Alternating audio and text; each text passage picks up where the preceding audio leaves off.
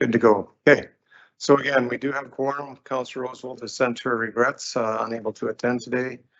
And I'll ask everyone to rise for the singing of Canada.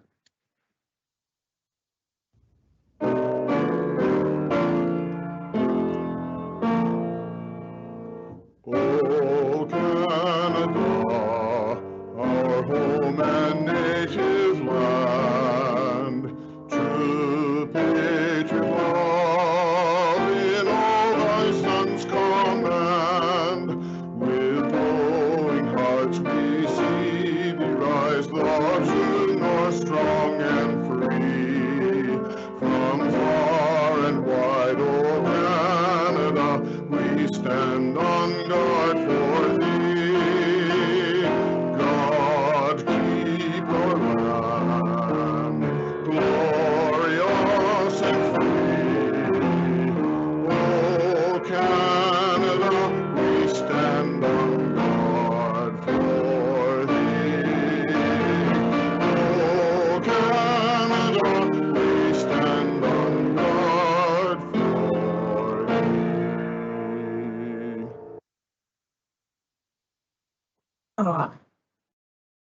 So first, well, second on the agenda is recognitions and introductions. So you want me to just hand it over to Mel? Okay, Melody, go ahead. I'll let you do the honors. Oh, red is hot. You're on. Red is on. I always get it mixed up. Thank you. This morning, I'd like to introduce you to one of our newest CSLC program staff. So Community School Liaison Counselor, Buffy McIntosh. She started with us just at the end of August. So has been with us for about a month. She's a long time, I think you might have even been born here in the area. So she's a longtime resident, has worked at various organizations in our community that bring a wealth of knowledge and experience.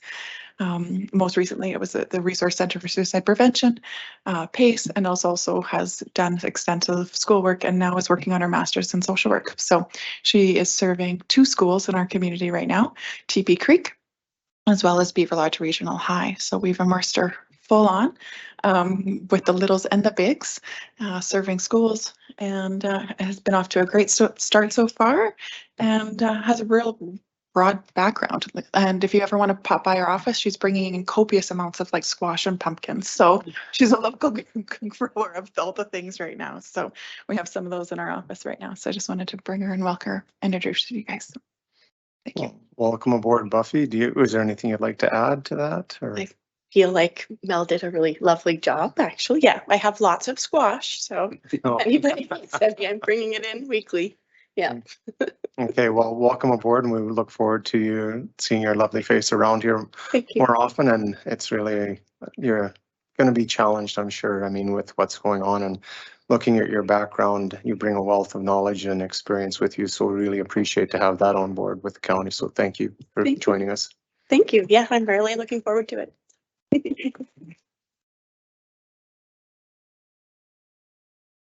Okay. So from there, we'll move on to agenda approval, item 3. Deputy Reeve Harris. Thank you, Reeve Marshall. I move approval of the agenda. Okay. I believe there are there's one addition to the agenda. It's up on the screen, Kira Pipeline Celebration Invitation. So are you including that, Deputy Reeve? Yeah. Okay. So we have a motion on the floor by Deputy Reeve Harris of approval of the agenda with the one addition, 8.7 Kira Caps Pipeline Celebration Invitation. Is there any further additions or deletions to the agenda? I'm seeing none. I'll call the question.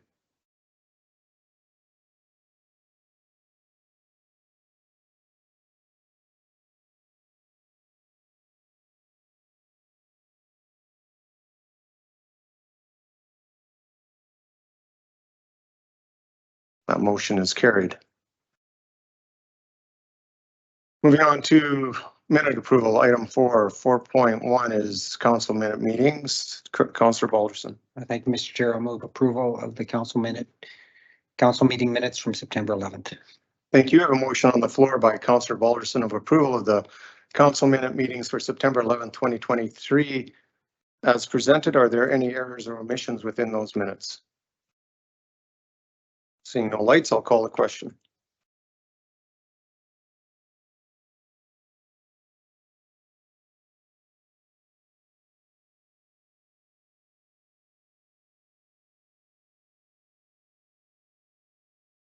That motion is carried.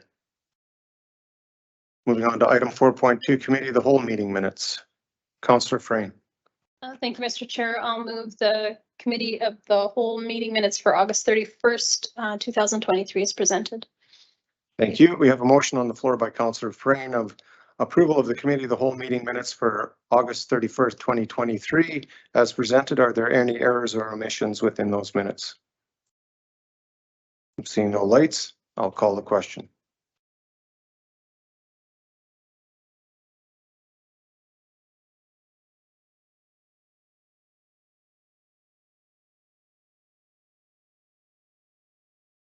That motion is carried. So moving on to item 5, delegations appointment. First one is due at 10:30. The next one is at 11:15. So we'll move on to item 6, unfinished business. Notices of motion. Policy review of policy M13, physician recruitment and retention. Julia. Good morning and thank you, Mr. Chair. This notice of motion to review of policy M13, physician recruitment and retention, was presented at the September 11th regular council meeting, and it was postponed to this meeting by council as the councillor Leanne Beaupre was not in attendance to speak to it.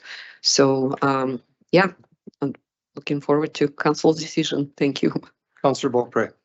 Thank you, Mr. Chair. The reason behind the motion that I will make here shortly was that the policy was drafted and approved by council years ago when there was sufficient amount of family physicians in the area, and it was used to help to attract to rural areas.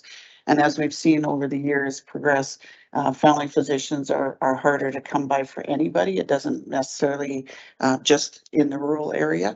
And so I'd like to see this policy updated to reflect the present situations, and that any physician that applies to this grant process be considered, whether they're from the city of Grande Prairie or whether they're from any rural community or plans on setting up in any rural community. So having said that, I'll move option 1, that council direct administration to review policy M13, the physician recruitment and retention, and bring back recommendations on extending the funding contribution. Thank you. We have a motion on the floor by Councillor Beaupre that council direct administration to review policy M13, physician recruitment and retention, and bring back recommendations on extending the funding contributions to any family physicians who apply, including those from the city of Grande Prairie. Deputy Reeve Harris. Thanks. Just a question. Don't they already qualify for a grant at Only- half the level? Only a partial, I think it's only 5,000 or Yes. something. And once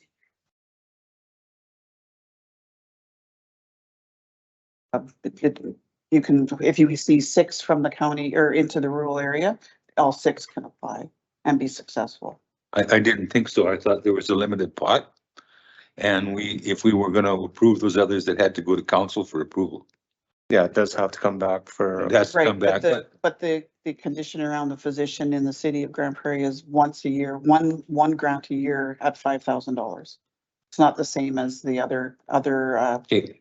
um, So we're other- just going to review this. We're not making the changes now. no, We're- just we're review. just- It's a notice of motion for council to direct administration. Thank you.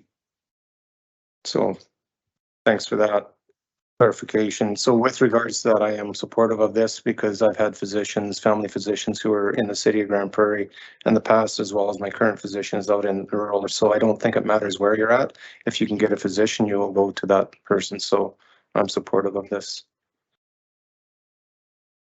So I'll call the question. I don't see any other lights on.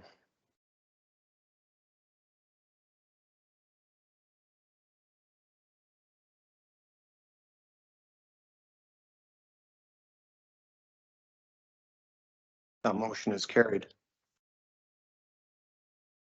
Item 6.2, notice of motion request for Alberta Transportation Economic Corridor speed reduction on Highway 672. Julia.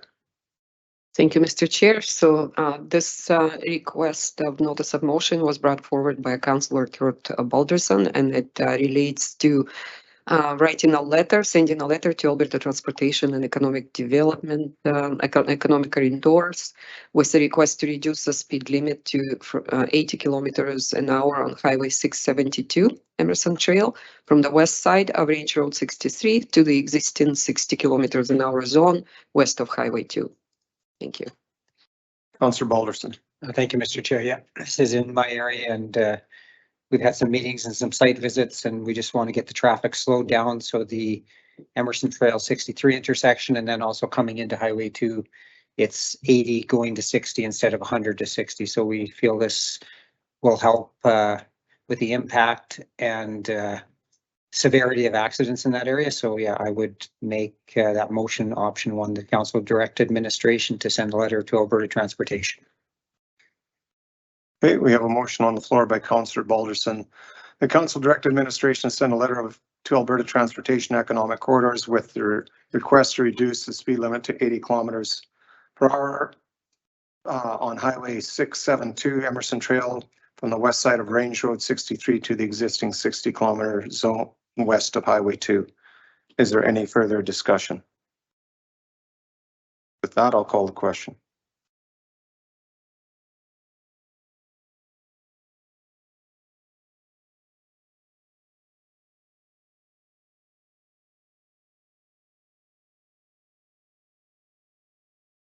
That motion is carried. So I believe all our delegation is here for the 10:30 appointment. I know we're early, but if you guys are ready, we can move ahead. Yeah, so is administration, we're good to move ahead to that? Julia? Thank you and good morning. Today we have Grand Prairie Regional Hospital Foundation representatives in attendance. We have Keith Curtis, who is Executive Director for the foundation. We have Derek Mastenko, Chairperson, and Cody Bierstow is a trustee of Grand Prairie Regional Hospital Foundation. So welcome and thank you for attending council meeting today. So it's all up to you to present now. Thank you. So welcome aboard, and we have their presentation on the screen?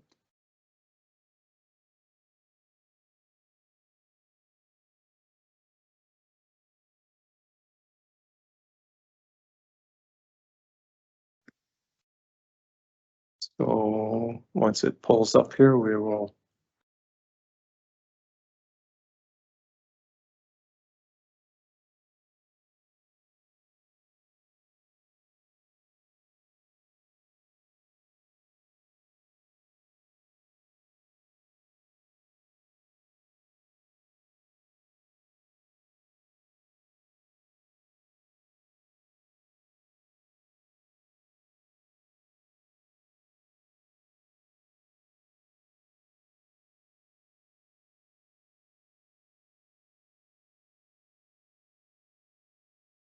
Red is hot. Red is live. So Red is live. Okay. Sorry. Okay. Just to give an update as to where the Hospital Foundation is at. Thank you very much to everybody for having us here. Appreciate it, Reed Marshall and Council. So just kind of updating where we are with our strategic plan. We went through a whole renewal process coming out of the capital campaign and as to where the foundation will be going over the next 5 years. So our vision is just excellence in healthcare and caring for the future of healthcare in our region is our mission. We developed a purpose statement as to why the foundation exists. We strongly advocate for what our region and residents' wellness and care needs are, keeping them close to home by enhancing and advancing health and health care in our region through fund development and stewardship.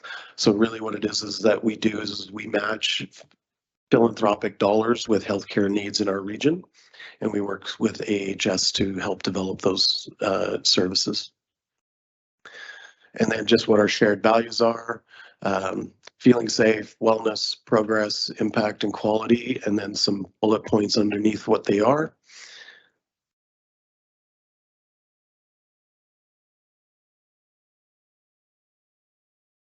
and our strategic direction. So some of the things that we are working towards over the next 5 years, one is the temporary residential facility. So this is out of area patients and family members. So this is a partnership with Rotary in order to build similar to what a Ronald McDonald House would be, and where residents from throughout the zone would be able to stay for limited or no fee to them.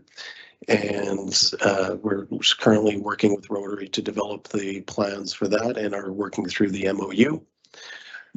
Mental health program expansion. We are currently working with the zone director, executive director to develop what those are. They mostly involve youth. So some of the things that they do are in an Indigenous youth life skills camp, and then also a teen and youth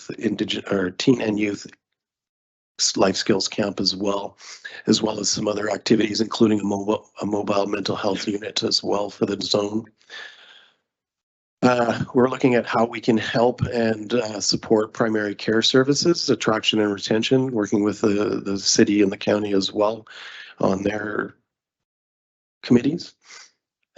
We also work a lot with activities within the hospital and building a physicians community that will give the physicians a home here.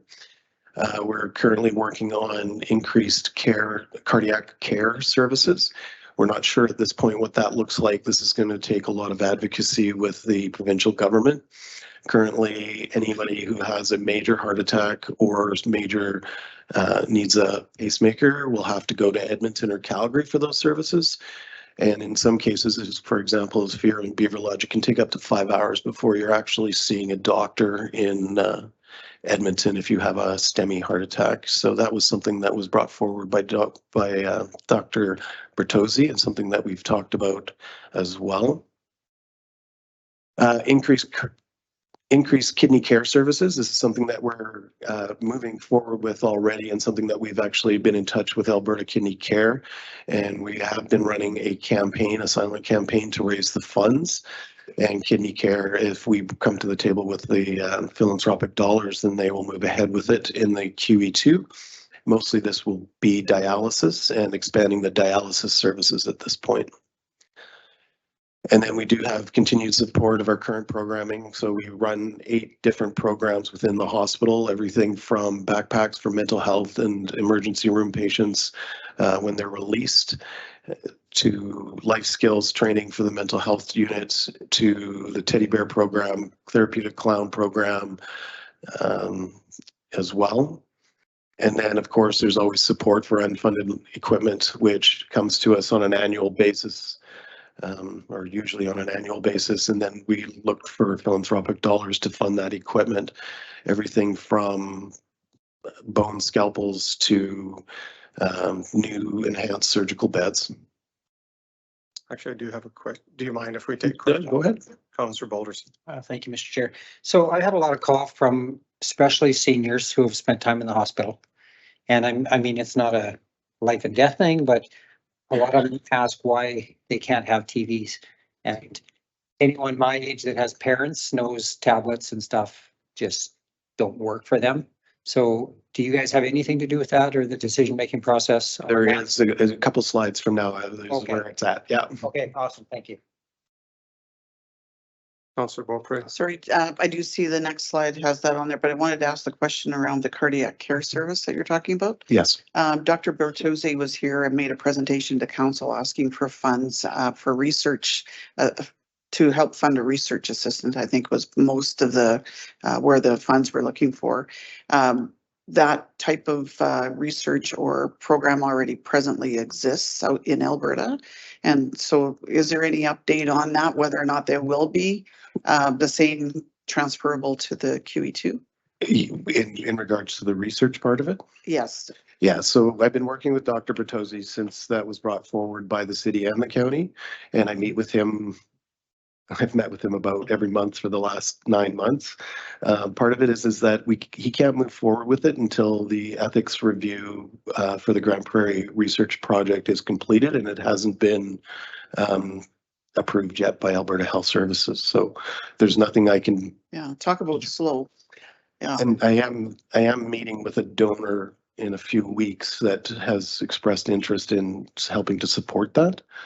But until AHS approves the ethics, and there's another is there part of that anything we now. can do to expedite the ethics part of it, or is that a? It's a process that it goes through. It goes through the College of Physicians and then through Alberta Health Services. I've been trying to read up on what it takes to get a research project going. Alberta Health Services, it's close to 10,000 pages of It's literature. unfortunate because it's already existing in other facilities in the province, so it should be just a cut and paste or plug and play. Yeah, so they're actually they're actually partaking in the use of the drug that they're using for that, but they're not part of the research study at this time, which is what needs to happen in order to find out if it actually would help patient be able to actually document whether it was useful to the patients in the North Zone and in rural communities. But I have, there's Patients in the North Zone and the rural communities are having it done in a different location, just not in one closer to home. So, yeah, sorry. that's okay. Yeah, you're Speaking to the choir, yeah. that's totally it, which is why cardiac care. So I toured different cardiac services, and I was spent 3 days in Kelowna touring their cardiac services, everything, even bringing a cath lab and actually having an interventional cardiologist, and at some point in the future actually having cardiac services here. We are the highest per capita rate in Alberta for heart attacks. Yeah, and distance to get to a cath lab. Yeah, We'd like to get there. thank you. Carry on. So just the Volo update. So this is the bedside engagement system, and what the councilman was referring to when in regards to the tablets. So they've moved into the second stage, but this is a long process, just like with the ethics side of it. Everything that Alberta Health Services does takes time. And so they are in the second stage, but this is something that I can tell you, and I know that you've supported this, and it was something that you were very, very generous about, but it is going to be it's going to be an uphill battle getting through this and getting it in place. But the other thing, the last time I was at council, is they brought up the television issue. And so we've been working with Alberta Health Services and the ministry and our local FME committee or services to move forward with this. So I finally got approval to actually bring television services, as long as it's supported by the foundation. Alberta Health Services will not fund it in any way. So the foundation has to come up with the philanthropic dollars to move it ahead. The figures are $500,000 upfront costs. That includes televisions, installation, service, and then anywhere from $72,000 to $150,000 a year to maintain the service. That includes the actual television services itself. So we've gone from being wired and ready to have television services in the hospital to then the Alberta government canceling those services, to where we're now allowed to move ahead as long as it's done and managed by the hospital foundation. Councillor Beaupre. So you quickly move past the Volvo update to the television. So presently, I think our commitment is for $1 million to the foundation for a patient engagement system. I'm not sure that is the same as what the Volvo, with what the is being considered, I guess, based on what we were initially told that we were going to be that we're going to be supporting. I looked to administration for our contribution to date. Do you know that when we started our contribution? It's got to be at least 3 years. It's 300,000, and then the invoice went out in June of this year for the fourth installment. So there's been 3 $100,000 installments so far. Okay. And we have money from other people, other donors as well, but again, I can only move as fast as AHS will allow me. Right, because part of the commitment was also supported by the Stollery in Edmonton. And are they still committed to this program, Yes. to the patient engagement? So, yes, because they want to be able to put it in their new hospital. So this is the first engagement system in Alberta and actually one of the few in Canada. And it was something that AHS had asked for before I even came on board. So this was 10 years ago, 11 years ago when they made the original proposal, and it was approved in the original proposal. And then it was scrapped. The company that they had worked with was scrapped because of the amount of time it took to build the hospital. So that's why we had to go out and find another vendor. Yeah, so I guess getting around to what my question is that we've made a contribution of 300,000, potentially 400,000. What we're hearing from our ratepayers is we're not sure what the patient engagement system is going to look like when Alberta Health Service finally decides what they're going to approve or not, and when that will happen. But the more immediate request is for some sort of entertainment center in there. So I guess my question is, would we be better off to direct our monies to this as the funder, as part of the funding of the televisions with some ongoing maintenance, and then be re-engaged when Alberta Health Services finally decides what they're going to do for a patient engagement center? I would say yes to that. The service, again, it's just a slow bit of a snail's pace, and I apologize for that. But again, I think the television services would be much quicker to get into place. And I'm not trying to blame Alberta Health Services. It's a large ship, and getting things done sometimes takes time.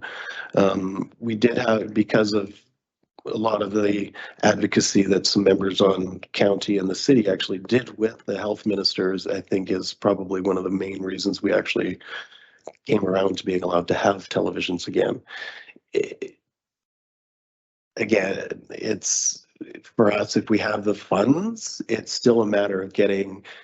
Well, it's unfortunate that the individual that wanted to, or the corporation that wanted to donate the televisions are not able to be re-engaged. I've had a couple conversations with them, but at this point, they're still like, I'm still trying to maintain relations with the donor, but they're quite frustrated, as I imagine you are, and a lot of your constituents are as well, just on how slow things take. Yeah, absolutely. Okay, thank you. That answered my questions. Yeah, the council is more, or the county is more than welcome to redirect their funds towards television services or other equipment within the hospital, for sure. So just before I go to Deputy Harris, so with those funds, basically they're just sitting there currently because there's no system for those funds to be put towards, correct? Correct. Okay. So with the television services, though, it's that 500,000 up front that's going to be the biggest issue for us. Okay, Deputy Harris. Thanks. So just to collect my thoughts, the first one on the patient engagement system, I presume it's going to need Wi-Fi? Yes. There's no Wi-Fi in the hospital that works, that functions. So don't you think that should be addressed first? And then people could take in their own devices? Yes, it's part of why the issue is when we originally did it, it was the service that we were told and guaranteed that the services for the Wi-Fi would be able to handle it. But I'm not a technology guy, so I just went with what we were told from their tech department that it would be, and they do need to cordon off a certain segment of it that would be used just for the Volo system, which is part of this stage 2 and another reason it's taking so long. I agree. It needs to be expanded, and that was part of what the original, when we were looking at the television services with this corporation, one of the things that was going to be paid for would be a segregated and dedicated Wi-Fi system just for that. Okay, so, I mean, it should be a patient Wi-Fi system. What happens now is Wi-Fi works at 3 in the morning because there's no staff there. But when all the people come in with their devices to work in the hospital, the Wi-Fi is unfunctional. So, I mean, it's gotta be addressed. So I'm in favor of taking our money and transferring it to the television system, however it works. The televisions are, it's actually hardwired. It's not run Then off. it's gonna work even better. So they gotta wire everything. There's no wire in place. Nope, the wiring is in place because originally when the hospital was built, television services were going to be there. It wasn't until after the drywall stage in which they canceled television services. So everything is there, the backing, the wiring. It's bringing the service into the hospital. That's going to be the big cost, as well as the televisions, the mounting, all of that. Because, excuse me, but we were told here before that the wiring was not in place. No, the wiring is in place. So let's get it done. Well, that's all. Thank you. I think it would have been easier if we'd just done it in the first place, but again, it was an Alberta government decision, so. Councillor Beaupre. Thank you very much. As the member representing the County of Grand Prairie on the Guiding Coalition for the Grand Prairie Regional Hospital, one of the Candace Eady from the Grand Prairie Regional Hospital had mentioned that they had already started a pilot project. And they've completed it, but she hadn't actually provided us with any information with regards to the patient engagement, like the tablets and things like that. Yeah. Have they provided it to the foundation? What the results were from the pilot project that they ran? It's ongoing. So the first stage, and they've moved on to the second stage. Yeah, they're moving it to expand how many tablets they have within the bed, inpatient beds. So currently they were running with 12, and then they're expanding that outwards. Okay. Yeah, it sounded like it was, as you said, it's an ongoing thing, but they didn't actually have any information to share on the first phase to see what, what the. And AHS has not shared any solid information to me at this point, no, other than the fact that they're moving on to the second stage. Okay. And so I don't know how many stages there are. As long as, yeah, okay, thank you. It's still ongoing. Okay, so there's no more lights at this stage. Is there any other information you'd like to share with us, Keith? No, just thank you very much. And I know it's been a very frustrating time, so. So with regards to the discussion, I would be supportive because the Volo system is who knows when, obviously, and our money is just sitting there doing nothing. So I'd rather have our money, if we're going to put it towards something, actually find value within the hospital for our ratepayers. So looking for direction, Deputy Reeve Harris. Yeah, thanks. So that was my question would be, do we need to write you a letter and tell you that that's what we would like to do? That would be very helpful for sure, so that we can have it on file with the MOU that was signed with the county for sure. Again, one of the things is that because there's only been 300,000, almost 400,000 once the last invoice is paid, there's still $100,000 that we would need in order to move forward with that, with the television services. So whether the county wants to forward that or wait until next year before we start. Okay, so thank you. I guess we'll have to discuss that. Thank you. Is there any other information that council would like for that discussion that you could possibly give to Keith that he could provide for you? Councillor Beaupre Sure. just put a light on, so. Yeah, thank you very much. I think we would like a proposal from the foundation to redirect our funds and actually, I mean, you've just thrown out a number of $500,000. There's nothing to support that supporting information. And so we really would require a proposal from the foundation to redirect the funds, our commitment, or at least a portion of our commitment to the televisions. And that way we'd have a better understanding for accountability to our ratepayers as well. Certainly. That will take a little bit of time because I'll have to find the provider, the vendor first. So the numbers come from AHS and basically So they come from AHS, but they won't put them in. No, it's up to us. Yeah, so, yeah, it's strictly high level at this point. So yes, we would prefer to have something that shows exactly what the cost is associated with this. And I've already reached out to 5 different vendors for the hard side of things, so for the hard things, and I'm just waiting for those numbers to come in. Thank you. Councillor Peterson. As well as the cost, I'd like to see a timeline in that same proposal. Okay. So thank you for coming in and updating us. And yeah, we look forward to getting that information so we can hopefully move towards some better services within the hospital in a more timely manner and stuff. So again, thank you for coming in. Thank you for having us. Thanks for your time.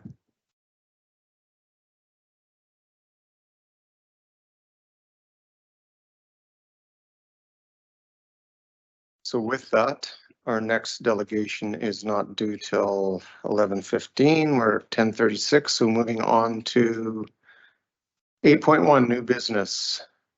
I think we are unfinished, right? Yeah. Okay, moving on to 8.1 equipment replacement recommendation skid steer director, general manager Connor Wallach. Thank you, Mr. Reeve. This is a skid steer at the landfill. Was approved as part of budget. We've got our 2 quotes you can see, Bobcat of the Peace and Finning, with one being substantially lower. The one other thing is most of our attachments are Bobcat attachments, so they work well if we need to repurpose anything. We are asking for an additional $4,175.10 through the mobile equipment replacement reserve, and I can answer any questions. Councillor Balderson. Thank you. If there are no questions, I will move option 1. Thank you. We have a motion on the floor by Councillor Balderson that the County of Grand Prairie enter into agreement with Bobcat of the Peace for the purchase of one new S650T4 Bobcat skid steer loader at the total contract value of $79,157.10 excluding GST, with the additional funding in the amount of $4,175.10 to come from the mobile equipment replacement reserve. Is there any further discussion? I'm seeing none. I'll call a question.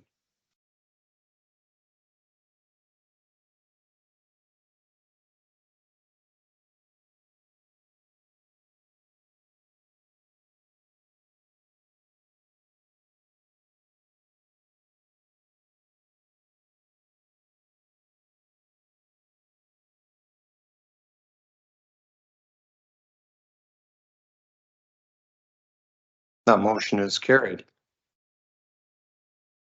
Okay, moving on to 8.2, letter to the Minister of Transportation Economic Corridors regarding Highway 43 Bezanson Roundabout. Director or General Manager Colin Wallach. It might take a year for us to get used to that, eh? Thank you, Mr. Reeve. As council may recall, the Regional Director of Transportation Economic Corridors came and gave an update on a number of projects, one of them being the Highway 43 intersection improvement at Bezanson. Some of the history behind that is that County Council has lobbied pretty extensively through the years for an improvement at this intersection. There's serious accident occurrences that have been happening. A number of previous options were presented, none of which were preferred. At that time, the Highway 43 roundabout had opened on the bypass, and the province basically asked the county if that was something they'd like to see. Council of the day said yes, that was something that should go ahead. So the province basically scrapped the work from the 9 previous ones and moved ahead with this solution. As per the update, it was indicated that there's some delay in this project going ahead. And I thought through some of that information and discussions that a letter should officially be sent to the province saying, hurry up, we want to see this improvement happen. Obviously with a CC to our MLA so that he's aware that this is a county council supported to the province. So that's what this one's for. There's a letter attached for Reeve Marshall's signature, and I can answer any questions. Okay, Councillor Beaupre. Thank you, Mr. Chair.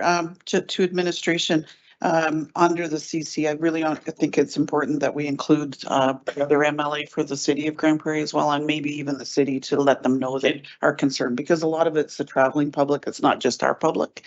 And, there's already concerns about the road conditions as it is, let alone the delay in the roundabout as well. So I'd like to see the city of Grand Prairie and MLA Dick, pardon me, included. Councillor Frayne.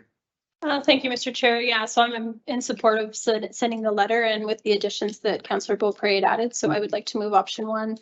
And I don't know if we need to add that in as an addition, then we can have that done too. Okay, thank you. We have a motion on the floor by Councillor Frayne that the County of Grand Prairie send a letter to the Minister of Transportation and Economic Corridors regarding proceeding with the proposed intersection improvement of a roundabout on Highway 43 at the hamlet of Bezanson, as presented with the addition of MLA Dick and also the mayor, the city of Grand Prairie.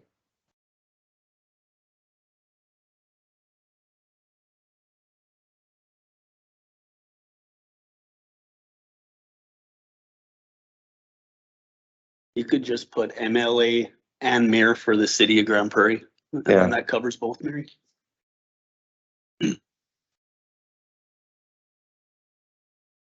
Okay, I'll call the question.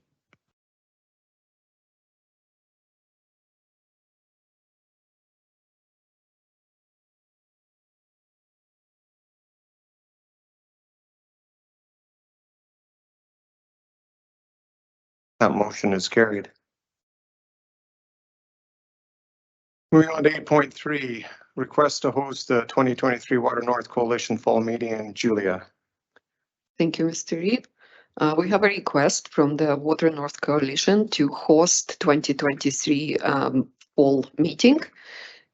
They propose that we host that meeting on October 11th. And if council agrees to pursue that, then the county would be responsible for the costs of venue rental, lunch and refreshments. And we have done that in the past for other events. So looking for council's direction. Thank you. And just to provide a little bit more information too, typically we rotate. Other communities have hosted in the past. Beaver Lodge hosted last year in the spring. In the eastern side of the province, they've hosted, Aquaterra has hosted. So typically it's rotated. The last time the county hosted this was 2015. So Councillor Beaupre. Sorry, that was going to be my question, is where has it been in the past? But having heard that, thanks for the explanation. Reeve Marshall, I'll move option 1 that the County of Grand Prairie accept the request from Water North Coalition and host the annual fall meeting on October 11th, 2023, with the costs associated to hosting to come from Council's general service line.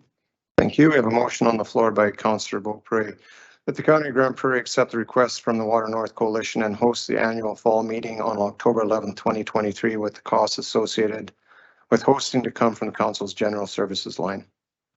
Is there any further discussion? Seeing none, I'll call the question.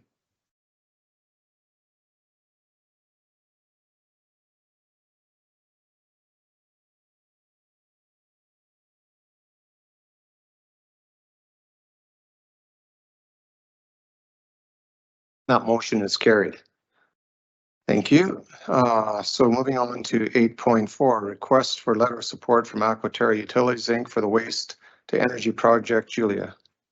Thank you, Mr. Chair. We have a request from Aquaterra Utilities for letter of support towards their applications through Emissions Reduction Alberta and Alberta Innovates for Waste to Energy project. This request is in accordance with our policy letter of support. It appears that the funding is requested up to $7 million, and it would be a combination of provincial and federal funding.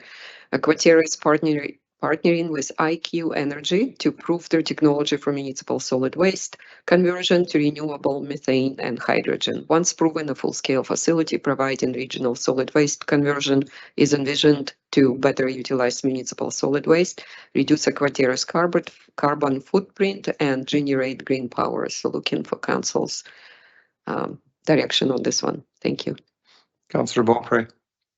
Thank you very much, Mr. Reeve. I have a couple of concerns with this. I don't have any problems with the letter of support, but I'm also wondering what type of direction this is sending to Aquaterra, because as you read in the thing in the preamble, it says once proven a full-scale facility providing regional solid waste. That would mean that our landfill at Claremont, which we've spent a fair amount of money and time to secure future availability to our residents, would be part of this. I'm assuming that would be part of it if it's in a regional waste initiative. They would most likely be looking for our landfill products to be part of that proven technology. So larger conversation, I think, needs to be had with regards to what direction the county wants to be part of this project. Applying for some funding to start the process, I don't have a problem with, but I have some concerns that we need to have that conversation about our participation in the project if proven. Deputy Reeve Harris. Thanks, Reeve Marshall. I'd move option 1, that council provide a letter of support to Aquaterra Utilities Incorporated. Thank you. I have a motion on the floor by Deputy Reeve Harris that council provide a letter of support to Aquaterra Utility Inc. for their funding application through Emissions Reduction Alberta ERA and the Alberta Initiatives with a Waste to Energy project. Is there any further discussion? So just with regards to Councillor Beaupre, I would agree in the bigger picture and what that may look like going ahead and how we would fit into that discussion needs to happen. I would agree. Councillor Beaupre. Thank you, Mr. Chair. And I understand that administration and yourself meet quite often with the chair and the executive director. Yeah. And so I think it's important that we send that information back to them, that this is a letter of support for this, but it doesn't necessarily mean that council has supported the as being, whether it's either a funding partner. We have questions and concerns. Yeah, we have questions and concerns anyway. Yeah, thank you. Okay. Oh, definitely. Okay, I don't see any further lights. I'll call the question.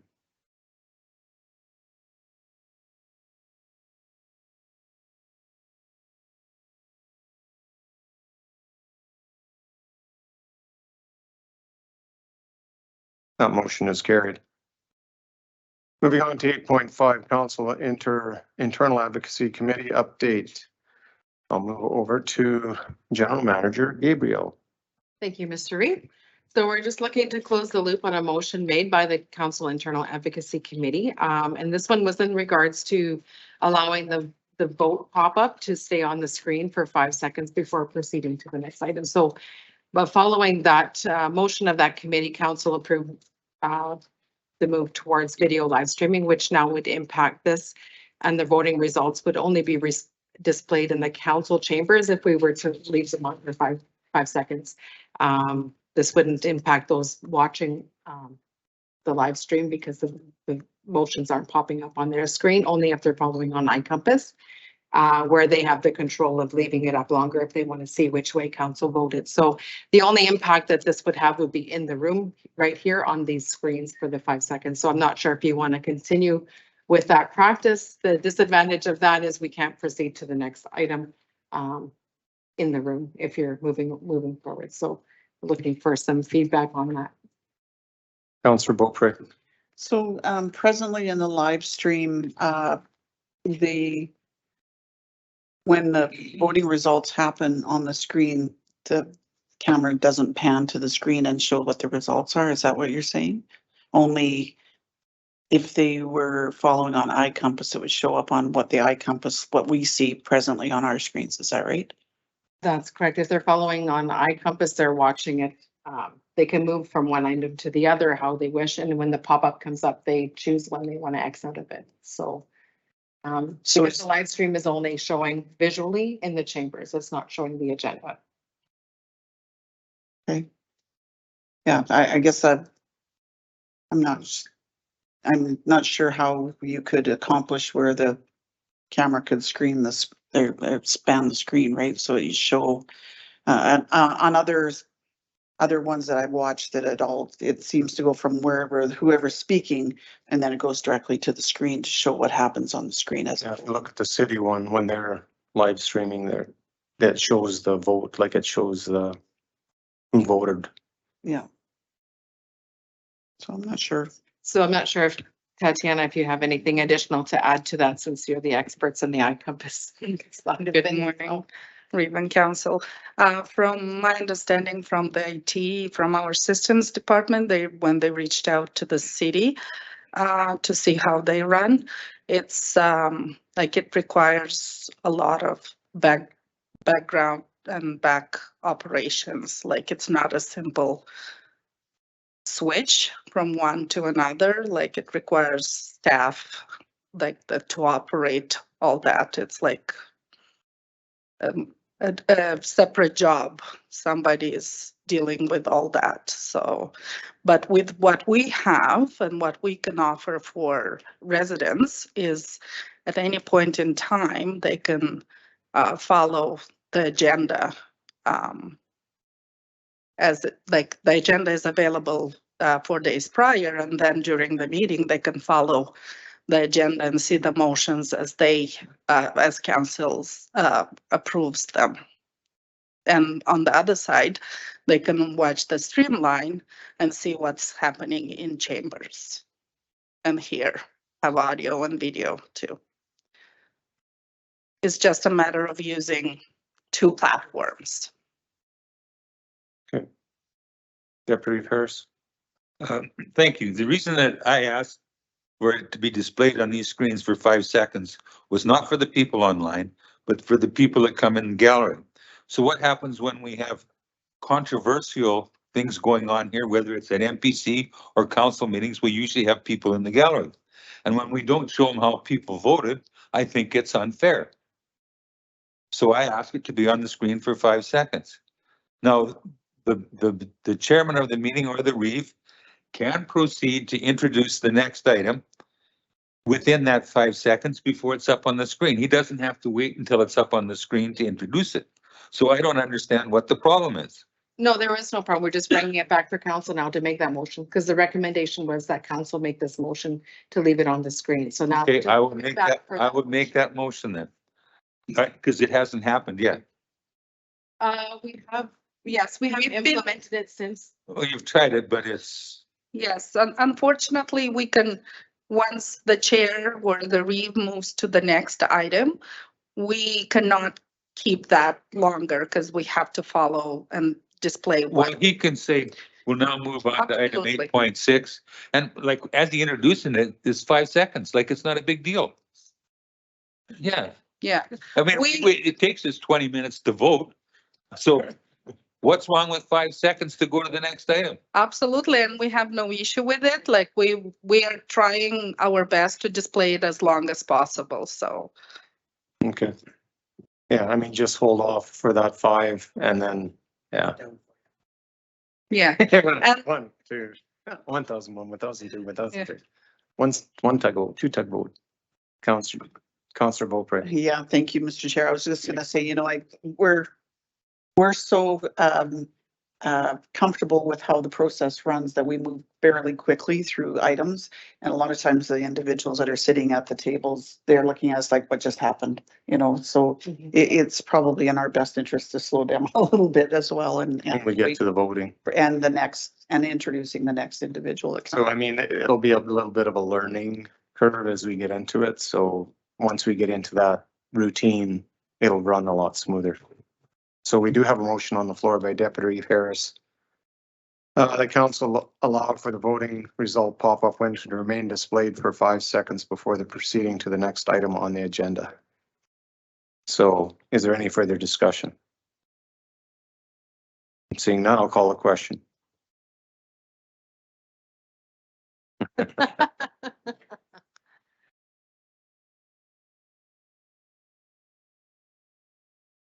That motion is carried.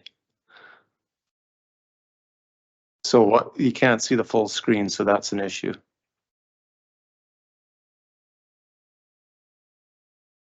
Okay.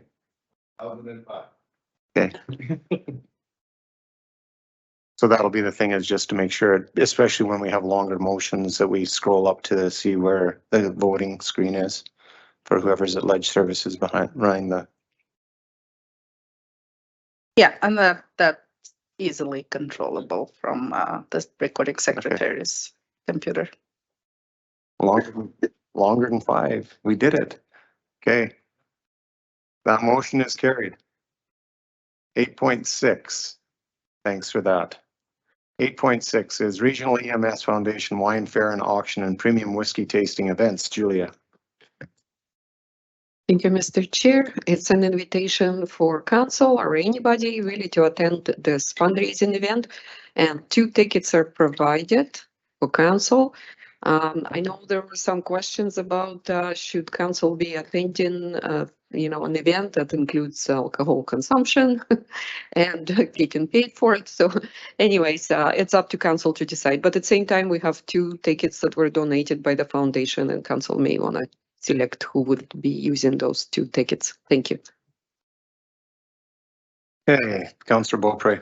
Thank you. I think it's really more important to understand that they will be unveiling the net van, which was funded by the County of Grand Prairie several years ago. And this is really an opportunity for the council who will be attending to be, I think the van's going to be there at the event. So to have your picture taken and so we can display it on our video first thing in the morning or through communications. So I'll make the motion that those members of council that wish to attend the wine fair and auction on September 29th and or the whiskey tasting on September 30th at the Pomeroy Hotel and Conference Center purchase the tickets, or sorry, no, that's not the one I wanted. That option 2, sorry. Yep. That with funding to come from the council's budget, and that any tickets purchased for spouses be deducted from payroll for that council member. Okay, thank you. We have a motion on the floor by Councillor Beaupre that council approve the purchase of tickets for those members of County Council who wish to attend the wine fair and auction on September 29, 2023 and or the whiskey tasting on September 30th, 2023 at the Pomeroy Hotel and Conference Center with funding to come from council budget, and that any tickets purchased for spouses be deducted through payroll for the council member, for that council member. Is there any further discussion? I'm seeing none. I'll call the question.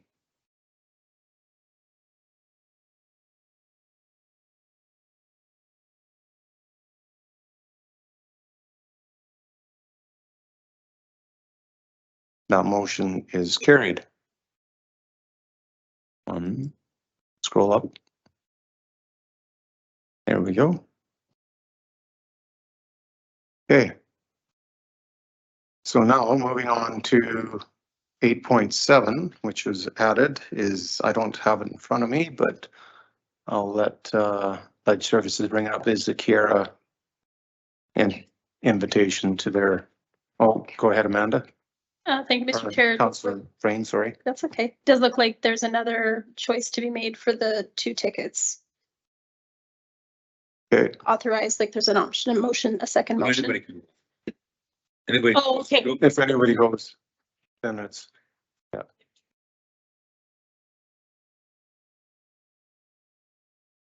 Okay. That was only if option 1 was chosen. Okay, so moving on to 8.7, it's up on the screens up top. So Kiera did send invitation for inviting the Reeve to a celebratory event and a commemorate of the completion of Alberta's newest pipeline and Kiera's largest project in their 25-year history. The event being held on October 4th, 2023. Actually, I should have let Julia deal with this. Go ahead, Julia. That's okay. First one represents our URFD. Yeah, so the event is scheduled for October 4th, 2023, and it's at Fort Saskatchewan Condensate System, Kiera's facility. So apparently the Honorable Danielle Smith will be in attendance as well. So looking for council's approval for the Reeve to attend this event. Thank you. Councillor Krennic. Thank you. I believe it's an important thing. Kiera does a lot of work in the area, and I do believe that someone should be in attendance. And so I would like to make the motion that Reeve Marshall will be that person that attends there for that, or a designate. Okay, so we have a motion on the floor. Can I see the motion, please? The council authorize the Reeve or designate to attend Kiera's CAPS pipeline celebratory event on Wednesday, October 4th, 2023 at Kiera's Fort Saskatchewan Condensate System. Location and travel expenses to come from council's travel line. Is there any further discussion? Seeing none, I'll call the question.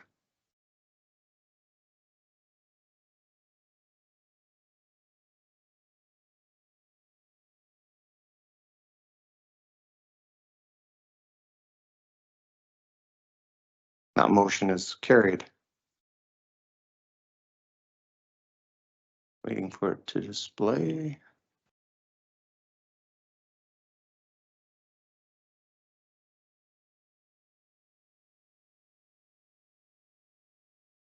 We're getting into the habit slowly. Good. That motion is carried. So now moving on to items for information. Julia, go ahead. Thank you, Mr. Chair. There are a couple letters attached for council information that's following our meetings with Minister Nixon here in our region and meeting Minister Rebecca Schultz at Alberta Enterprise event. The county sent the follow-up thank you letters, and then Minister Schultz letter, we're also inviting you to come and visit our region, I believe.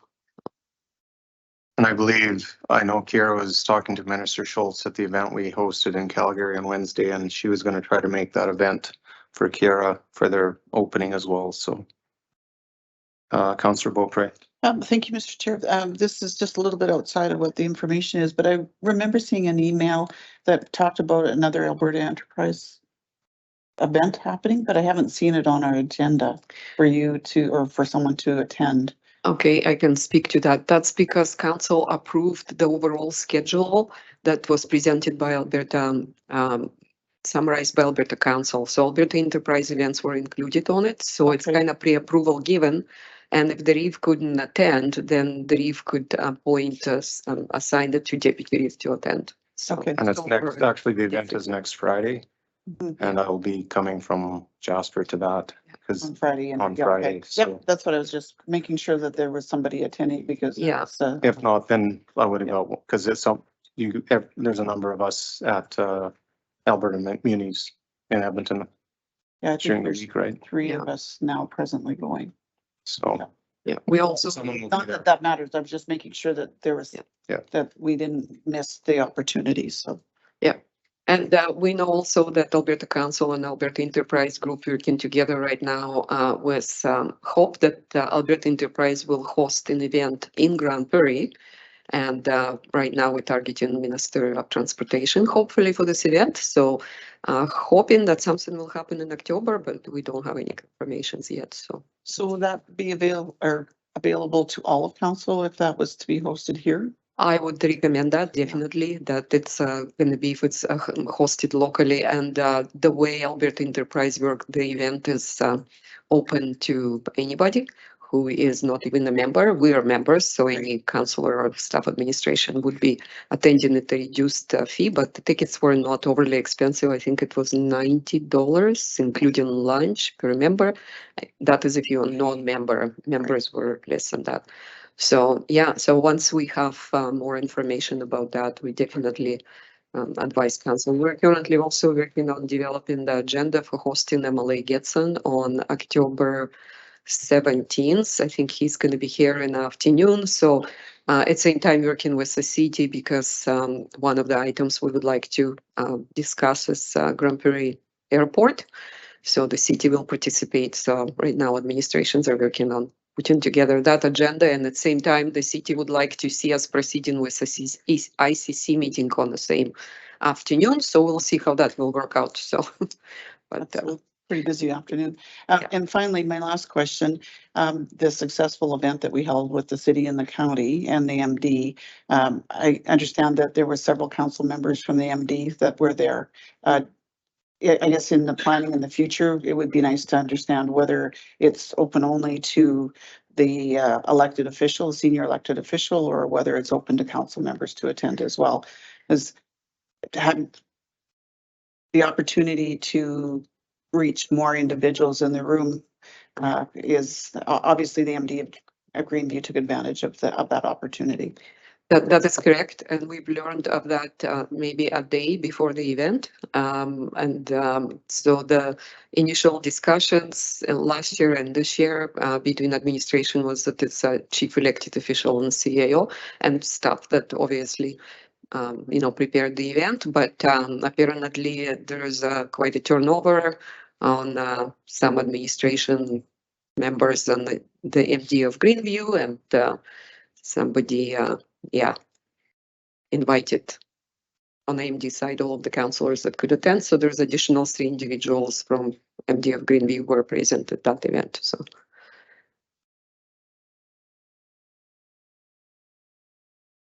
Okay.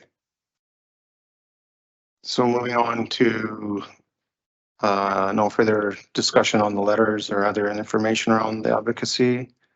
Seeing none, move on to notice of motion. Are there any notices of motion from council? I'm seeing none. So moving on to council member reports, is there any questions for any of the reports or anything that would like to be added by any of the councillors to their reports?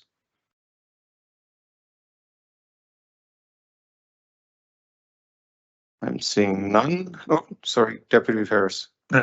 Thanks. It's not included in this report, but last week Brian and I attended the Alberta School Board Association meeting in Peace River, where the County Grand Prairie received a Friends of Education Award from that association. So that award was given because of our contribution to the Peace Wapiti School Board, who sponsored our nomination. They pointed out our work with our school liaison officers and other supports we did for Peace Wapiti. So we didn't get the certificate because they made an error in the printing of them. And so we'll receive it in the mail. But I do have a copy of the speech that was given on our behalf, and I'll give that communications in case they want to get some information out of it. Thank you. Okay, thank you for that. And thank you for attending on my behalf there, Deputy Ferris. Appreciate that. So with that, moving on to administrative reports. So we have all the general manager reports for end of the month. Is there any questions from council on any of the information moving forward within those reports?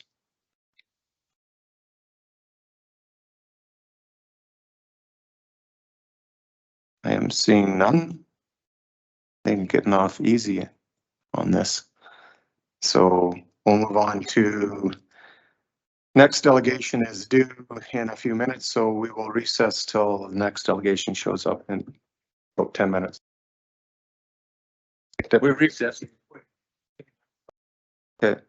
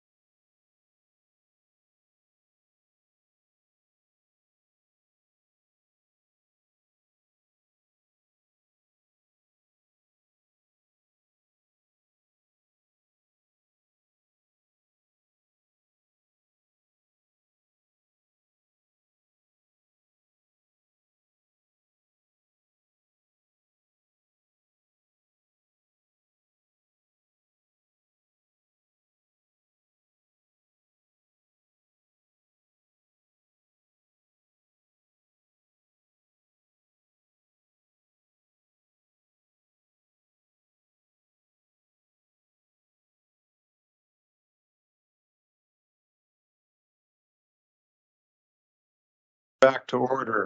So moving back to our delegations, Julia, go ahead. Thank you. And I would like to assume that our delegation is online. Yes. So allow me to introduce Mr. Doug Griffiths, and some of you probably met him in person in the past, and council have been discussing exploring different consultants to facilitate strategic planning for council. So Doug is here based on council's request. So maybe turn it over to Doug. Doug, can you hear us? Oh, we cannot hear you. We can see you, but we can't hear you.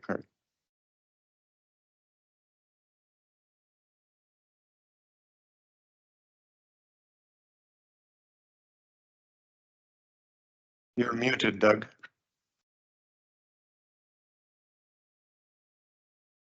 There you go. I can hear you. Can you hear me okay? Oh, barely could hear it. We can barely hear him. The volume is really low.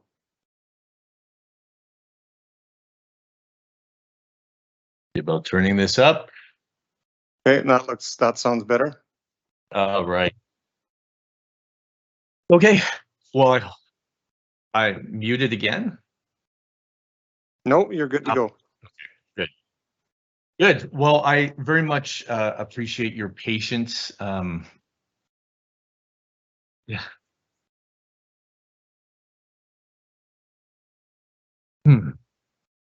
I have everything turned right up. No, we can hear you okay. Can you hear us? Okay, so thank you very much. I'm getting feedback, but that's okay. I'll ignore it. I'm very appreciative of the patience you guys have had. I know that I have had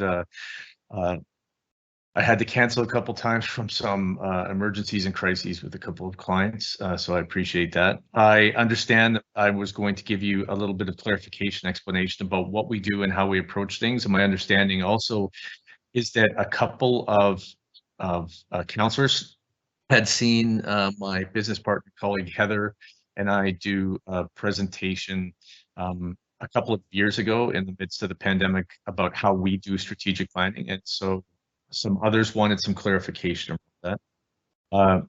I wanted to explain to you as briefly as possible our approach to strategic planning. Now, we start our process sort of at the end, dealing with marketing. Every community, every client that we ever has says that they need or want 3 or 4 or 5 more businesses, and they want 100 new citizens to come to their community.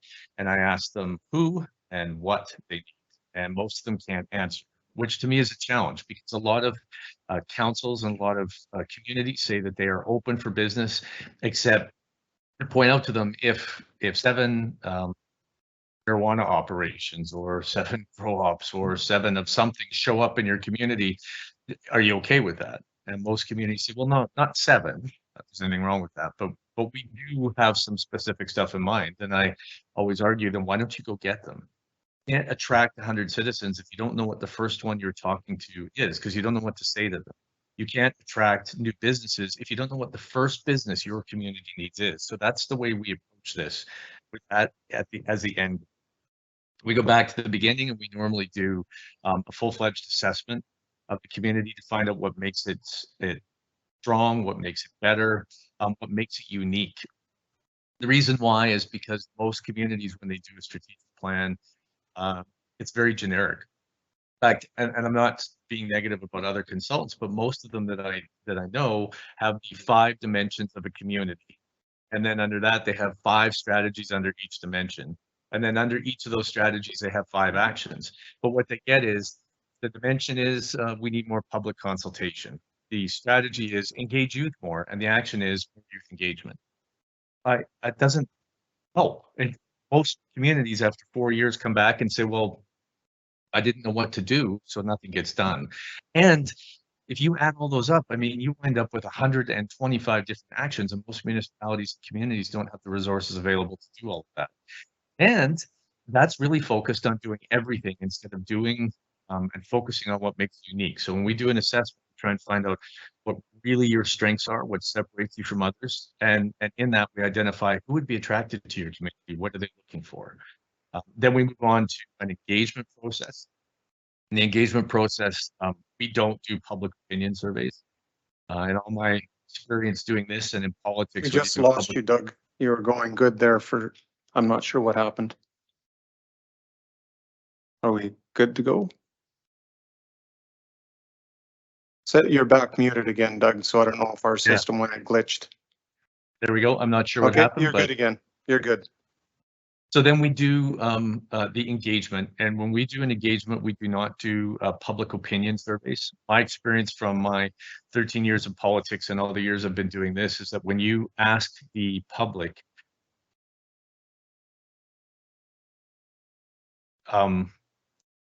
so when you do the public engagement stuff, if you ask people's opinions, they will. You're good for us. We can hear you still. So I'm not sure what's happening because Your Worship, when you said we lost you, has said that to me 3 times now, and I know I'm still hearing feedback on what I said 10 minutes ago when I said hello. So I can't tell if you're telling me I'm on mute now or if that's an echo. I'm going to carry on, and I'll tell you what, you wave at me if you can't hear me, and then I'll know it's in real time because the video is not glitching. So, okay.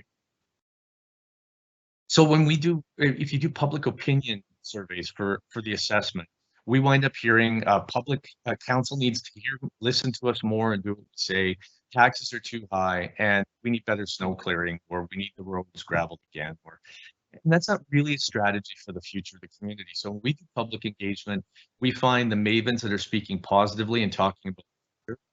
We talk to the critics, and every community has those, and we deliberately go and find them. You know, the NIMBYs, Banana Nopes, KB, and Fears, so that we can plant seeds that get them thinking more positively and about the future of the community instead of what they're angry about today. And then we engage a lot of the public too. We just finished a regional municipality in Nova Scotia, and we interviewed over 120 people. And we do it as individual interviews, in-person interviews, Zoom interviews, and focus groups. And the idea, again, is not just to gather their opinion, but to plant seeds about the future, and really get public consultation going so you can carry it on after that. Then we do a strategic direction. And our strategic plans fit on one 2-sided page. It's half page is a story. First paragraph is who you were. Next paragraph is who you are, and the third one is who you're becoming as a municipality. And then, you know, we have a vision statement and a purpose statement, which, not to be critical again of consultants, but most of them, they look the same. They're just different wording, but they actually have very distinct. A vision statement should be something that every organization within the community, within the municipality can share. The mission statement is how your organization is going to make that vision come true. So it has to be different. And then we do values. And most every, again, every strategic plan I've seen, I used to have this little exercise at the U of A when I was teaching strategic planning, that I'd have municipal folks bring in their strategic plans, but take off the title page and make them indistinguishable so that nobody could identify by a name or picture of which municipality it was. And I'd offer $100 to anybody who could identify someone else's strategic plan from the material in there. And I never in 7 years paid once, because most of them are very generic. And one way they're generic is that they put values, and they have 5 values usually, but there's always 3 that are the same. We want transparency, accountability, and integrity. I always point out the MGA says you're supposed to be transparent about things. It also says you're not supposed to be transparent about some other things. If an industry comes to your county and says, we want to locate here, and gives you some proprietary information, you can't share that. So you can't always be transparent. So why say you are? Because the second you're not, someone will call you a liar. The second thing that for value is they say accountability. And I think it's absurd, because as an elected body, you're accountable every 4 years, whether you like it or not. You don't have to say you're going to be accountable. You are accountable. And the last one, integrity, makes me thick a bit because my grandpa always used to say, anyone who tells you they're not a liar is a liar. Not because we're all liars, but because we project on other people what we know about ourselves. So if I'm an honest person, which I am, I assume all of you are just like me, honest. And that probably is why I once in a while get taken advantage of, because I'm an honest person. I think if I'm a liar, I'm instinctively going to think you're all just like me. It's the only person I really know, and that you're all liars. What's the first thing I'm going to try and pull the wool over your eyes and I'm not a liar? I'm going to say I'm not a liar. So people who say they're liars aren't liars, usually are. So why do you have to go into a strategic plan and say you have integrity? Just have it. And besides, transparency, accountability, and integrity have nothing to do with strategy for the future, what you're going to make your community into. So what we make you choose is what you value most. Is it agriculture? If it's agriculture, is it value-added agriculture? Is it beef? Is it cattle? Is it grain? Is it hydroponics, vertical agriculture? Is it agricultural entrepreneurship? Is it accessing Chinese markets with agricultural products? Like you only have so much time, money, and energy to invest. Where are you going to focus your limited resources? So we don't pick values. We help you pick what you value most. And then the next one is that your budget should reflect what you value most in that strategic plan. I've seen communities many times who have said, we're going to be the Economic Development Council in Alberta. We're going to be famous for economic development. And they've said it for years. And I go look in their budget and there's not one dime spent on economic development, an economic development officer, marketing strategy, nothing. So if your budget doesn't reflect your strategic plan and your strategic priorities, what you value most, then do you really value it? So your budget needs to reflect that. And then the fifth one is a brand, and I think you can great initiative. But your brand isn't supposed to be a storyboard. It is meant to be something simple and identifiable, and that your culture in your community, your business processes, the way you treat each other, your culture becomes, the brand simply becomes emblematic of that. Kind of like Apple. Apple doesn't say that they have technology, that they're innovative, that they're resourceful, that they're problem solvers, but they become, when you see that Apple logo, you think to yourself, that's what it means. Even though they haven't really invented anything new in the last 6 or 8 years, but it becomes part of your culture, and that's what the fifth step is. And then sixth is the marketing strategy. And so we generally craft a marketing strategy that builds on what makes you unique, builds on your budget, builds on your strategy, gets the public excited about it to support that. And then your marketing strategy is always an external and an internal component, 50-50. You need to market to the rest of the world about what opportunities you have, but also to your people so that they understand what you're becoming. And then we sort of tag on sometimes the seventh one, and I point out to people the seventh one is rinse and repeat. We don't do any of this work so that when the next council gets elected, they can say, we want a new strategic plan and a new direction so we can put our overhead on it. Because then you have no identity. I mean, imagine if Apple or Microsoft or Ford or somebody reinvented themselves every 4 years. You would have never heard of. So we encourage whatever you're building and crafting needs to be something enduring. You need the public to buy in. And it doesn't change in 4 years with a couple of new councilors. It becomes who you are. And you grow and succeed by that. So that's the way we approach strategic planning. Okay. Well, thank you for the presentation, Doug. Is there any questions from council, or how's your feedback? I'm still hearing myself talk about Microsoft and Apple, but I can hear you just fine. So if you have any questions, I'm happy. Okay. Are there any questions from council for Doug on this? I'm not seeing any. So we are entertaining looking at different, potentially a different facilitator for our strategic planning session in February. So I guess if you haven't already sent in your prospectus and stuff to our administration, then I would suggest you do that. And then we will probably be making a decision here, I'm guessing in the next month or so. I'm assuming I'm seeing administration's head shake. So again, thank you for your time finally, and hopefully things smooth out for you, and we look forward to seeing you in the future, potentially.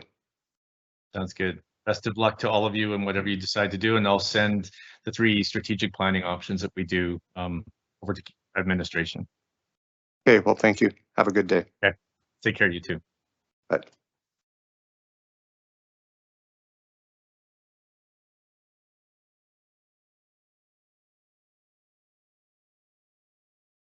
Okay, so moving back to our agenda, where am I at? Yeah, I'm just trying to pull up my agenda on the computer screen here, and there we are. Councillor Frayne. Thanks, Mr. Chair. Yeah, I was just gonna move, we go into closed session. Okay. You're ready. We have a motion by Councillor Frayne to move into closed session. I'll call the question.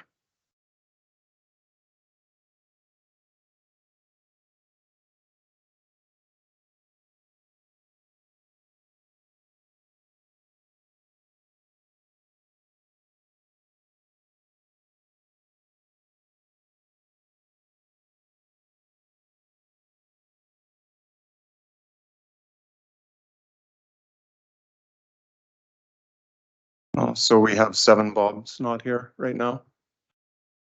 So that motion is carried.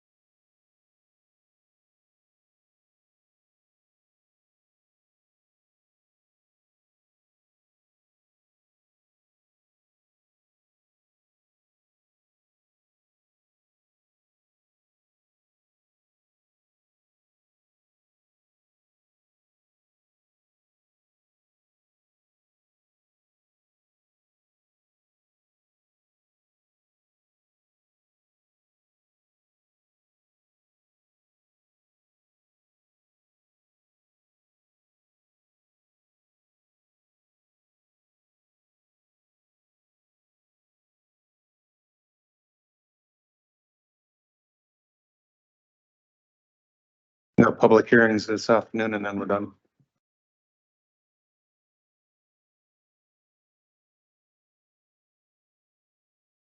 We're good to go. Okay, thank you. Councillor Balderson. So do we have a motion that move forward as discussed in closed session? I'm assuming, Mary, you have that already crafted.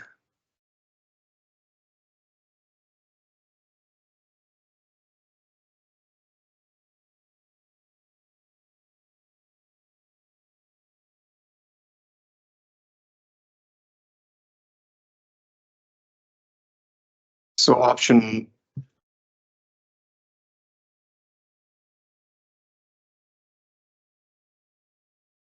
What are we at here? Okay, so we have a motion on the floor by Councillor Balderson that council direct administration to proceed with the written offers to purchase as presented with funding to come from the municipal reserve and to redesignate the purchased residential lots to municipal reserve. Is there any further discussion? Seeing none, I'll call the question.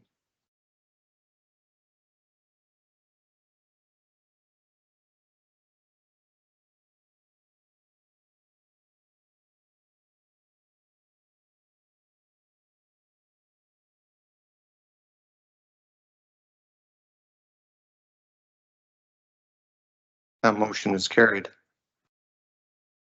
So we have no requests or decisions on the delegations, and we have 5 items for public hearing this afternoon.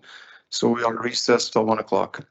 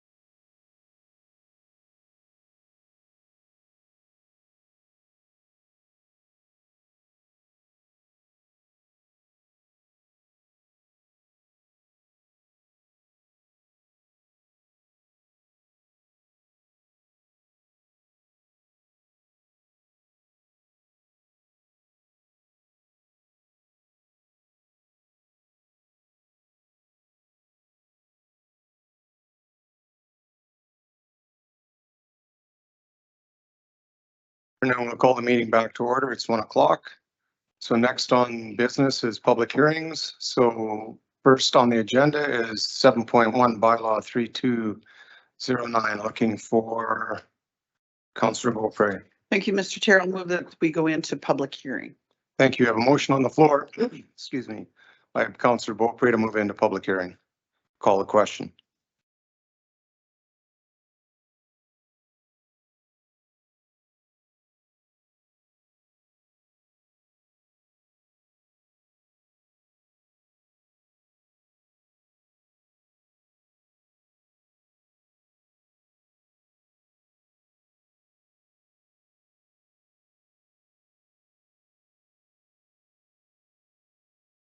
That motion is carried.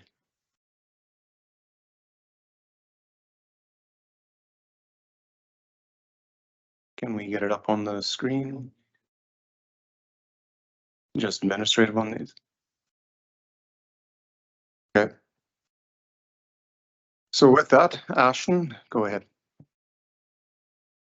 Okay, so as directed by Council, Administration prepared bylaw 3209 and is presenting it for public hearing and first reading. During the June 12, 2023 Council meeting, Administration was directed to bring further information on the road closure to a future Council meeting. Administration presented the additional information to Council during the June 26, 2023 Council meeting, and the following motion was passed: that Council directed Administration to initiate a road closure process by way of bylaw. Administration previously reviewed a subdivision application that required a traffic impact assessment, also known as the TIA, be completed. After reviewing the results of the TIA, it was determined by provincial administration that there are significant safety concerns with the intersection of government road allowance known as Range Road 54, lying north of Highway 2. Alberta Transportation stated that in order to see this intersection meet standards, it would require significant improvements.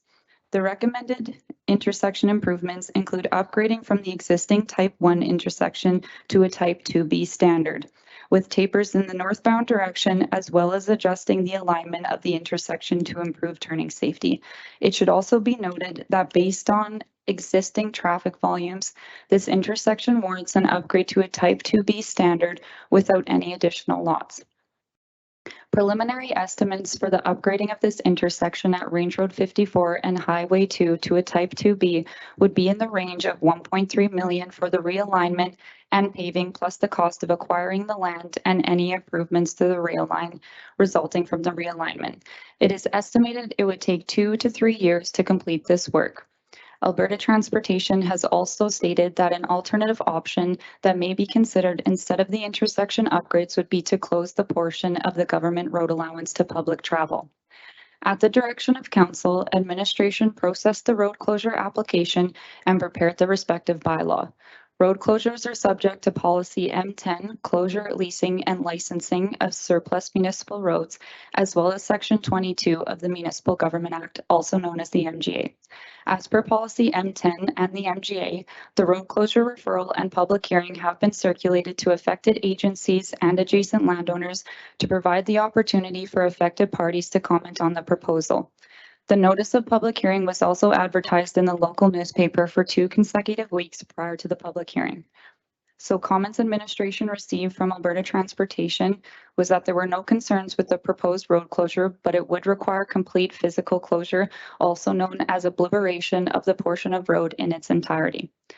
TELUS has existing infrastructure on the road right-of-way and has requested a right-of-way agreement be registered, but since this isn't becoming a titled lot, that wouldn't be required. From adjacent landowners, we received 14 letters plus 1 late submission were received from residents located in proximity to the proposed closure.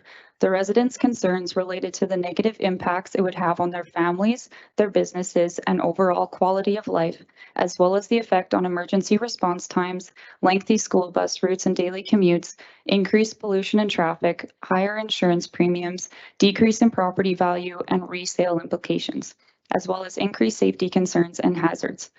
Additionally, 1 letter received from adjacent landowner questioned why a Type 2A intersection was not brought forth to Council for consideration. This is because a type 2A is a three-legged intersection that would still require a road closure of one side of Range Road 54.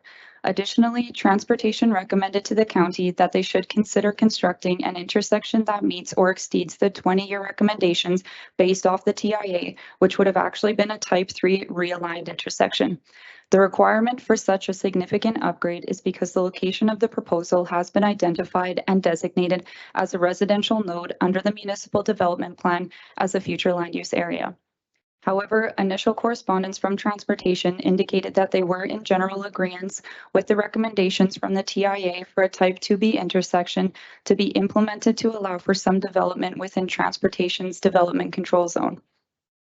In addition to the adjacent landowner comments, the late submission has been handed out for a hard copy for you guys and now needs to be read into the record. So this morning at 7:35, we received a letter that states, "Good morning. We are a family located along Range Road 54 and are writing to come alongside our neighbors in the closure of 54. We are one of the developers that have tried for the last 3 years to subdivide off 2 pieces of our parcel. I have spoken with multiple office planners and have gotten nowhere. We have paid so much assessments, traffic counts, applications, and so on. We are ready to give up. This road closure gave us a last glimmer of hope, but we have neighbors and friends opposed to it, and rightfully so. It will affect their businesses, insurance, emergency response, and time to and from work. It is not their fault they choose to live along this road. The county has indicated that this road is unsafe, which it is. We have come together and would like for the county to choose a different option.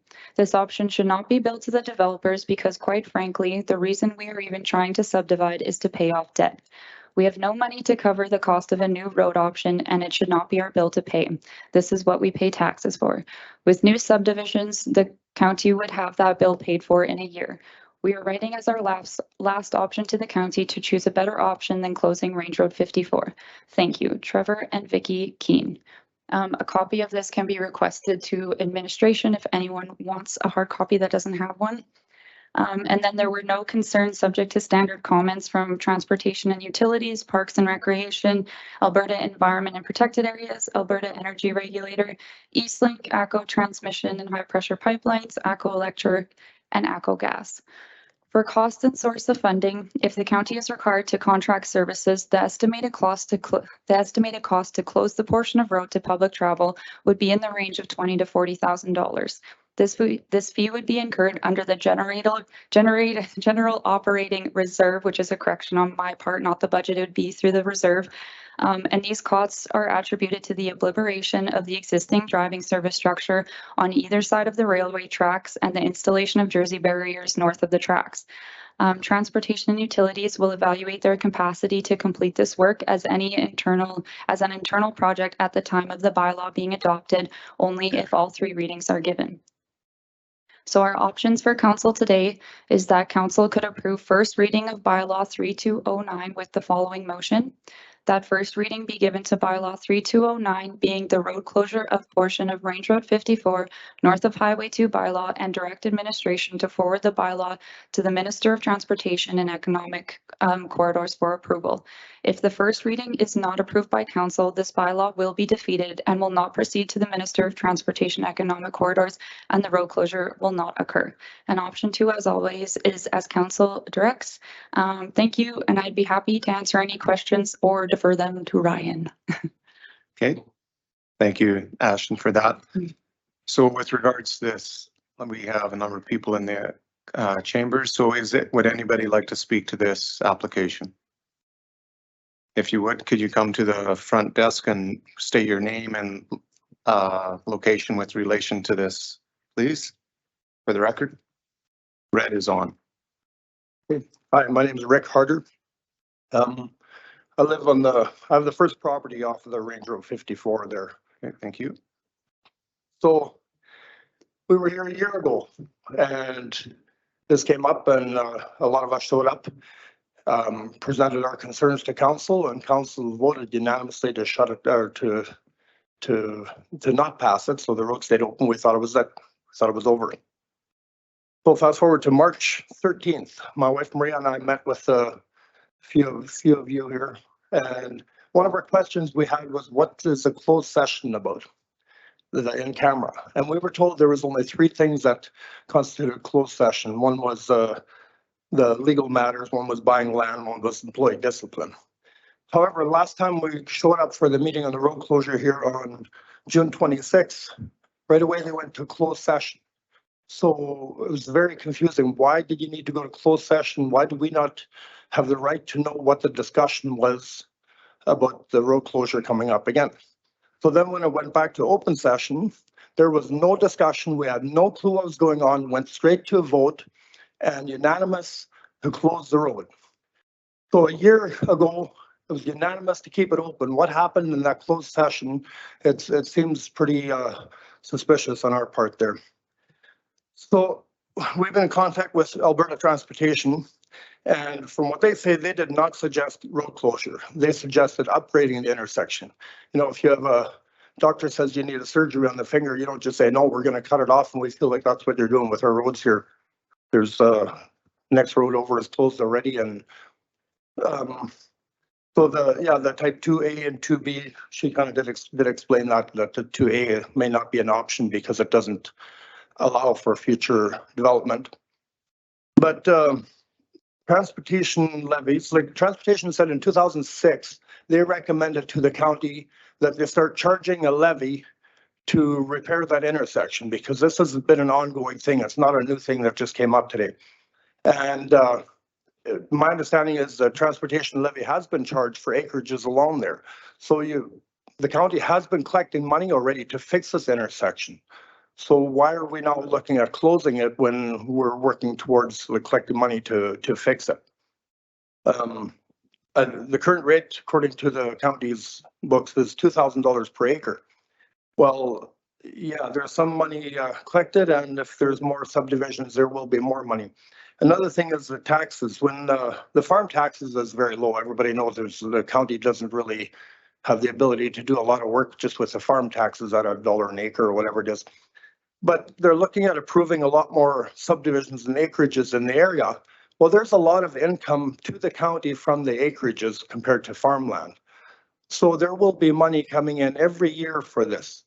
So why can we not fix the problem instead of just cut it off? Like, this is a huge, not just an inconvenience, that there's a lot of safety issues. There's diabetics along that road. There's like the school bus, there's the property value loss thing. So what do we do after? Like, they're saying $1.3 million to fix that road so that they can do more development. Well, we're along that road, the first ones, our property value drops by approximately 1.3 million over the first several people there. So do we end up suing the county for the difference, or how does that work? Like, we bought this land, there's a road there, all of a sudden you close it. Why is it right that we take the hit for your development? The county has a responsibility to keep that, is what the way I see it. So we met with a bunch of the residents on September 17th, and we are determined not to fight in our neighborhood between the people that want subdivisions and the ones that don't want subdivisions. Webster has beautiful community spirit. We want to keep that alive. Closing the road kills a lot of that community spirit. If you have to drive around a long way, it really changes things a lot. But also, we want development. We don't want to, these people who want acreages, they should have the right to do that. The right thing to do is to fix the intersection, not to just close it because that's the easiest short-term thing there or whatever. One of our big concerns too is over the last couple of weeks, we've been quite involved in this and done a lot of research. My wife Maria has been in contact with transportation quite a bit. And so we've heard from a few different sources already that the county, some of your representatives have said that the decision is made already. So what is this? Like, why do we even have a meeting? Do we actually have a right? My understanding is the process is you go to your first, second, third reading, the public has an input, then the decision gets made. Now we're hearing that the decision is already made, so we don't know, is this futile that we're even here to do this or what? If that's the case, we have a pretty big breakdown in our county system here. And if I may just respond to that, okay. Actually, the decision isn't made until after this. So whoever was saying that, wherever you got that information from, yeah, is false. No, actually, I think I can prove that a few people in this room have said that. So, I'm talking at the council table here because it's up to this council to make that decision. So when we come to the council table, whatever decision is to be made, we're supposed to be coming with an open mind and look at all the information that's brought forward. And that's what we're stuff. So if someone is saying that, I'm saying they're not representing council here. Unless someone on council is saying that they've already made up their mind, then that's an individual choice, and that's not how we're supposed to operate as council. Okay. Well, that's like, we're concerned because we feel, okay, is this the way it operates? Because we really think we need to have a voice and the decision should not be made until all the information is out there, right? So, yeah, we really feel that the right thing is to fix the intersection, not to close it. I don't think any of you would be very thrilled if all of a sudden every day you have to drive an extra 12 kilometers per trip to get to work, to get home, for everything you want to do. It's utterly ridiculous. So, yeah, it is a cost to fix the intersection. And we feel that's the right thing to do as a community out there. So, thank you. Is there anyone else who'd like to speak to this application? So I'm guessing you are representing the group as a whole, Rick, is that correct? Oh, we do have another person, so come on. If you can come up and state your name and where location where you reside next to this, please, for the record. Yes. I'm Danielle Koch and I live on Range Road 54, pretty much at the halfway point between the highway and Township Road 744. So I'm right, like I said, right in the middle of 54. So I'm also being impacted by the idea of a road closure. Most of what I would say would be just reiterating what Rick said. You know, there being issues of both inconvenience, increased time for emergency responders to get to our house, excuse me, increased house insurance costs because of that increased emergency response time, because we're right on the border of how far you can be away from the fire hall or ambulance services. In addition, something that impacts me is because I have a small business that I run out of my home, and it is small. I only see between 2 and 4 people per day. But at the moment, it's quite easy to direct people to my house and my business right off the highway. You know, it's only about 1 kilometer from the highway off, a very simple map, simple directions, and there they are, they find me. So if that road was closed, there'd be quite a more complicated map to give to my clients to find me and my business. So that's certainly an inconvenience for me and my clients. I also reread the letter from Alberta Transportation, and it did say that the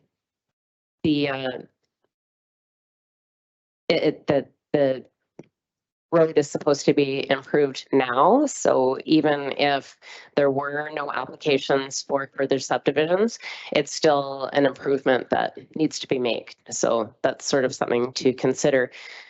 In terms of if all these applications were suddenly pulled, this problem doesn't go away. You still need to think about improving the intersection for us for safety.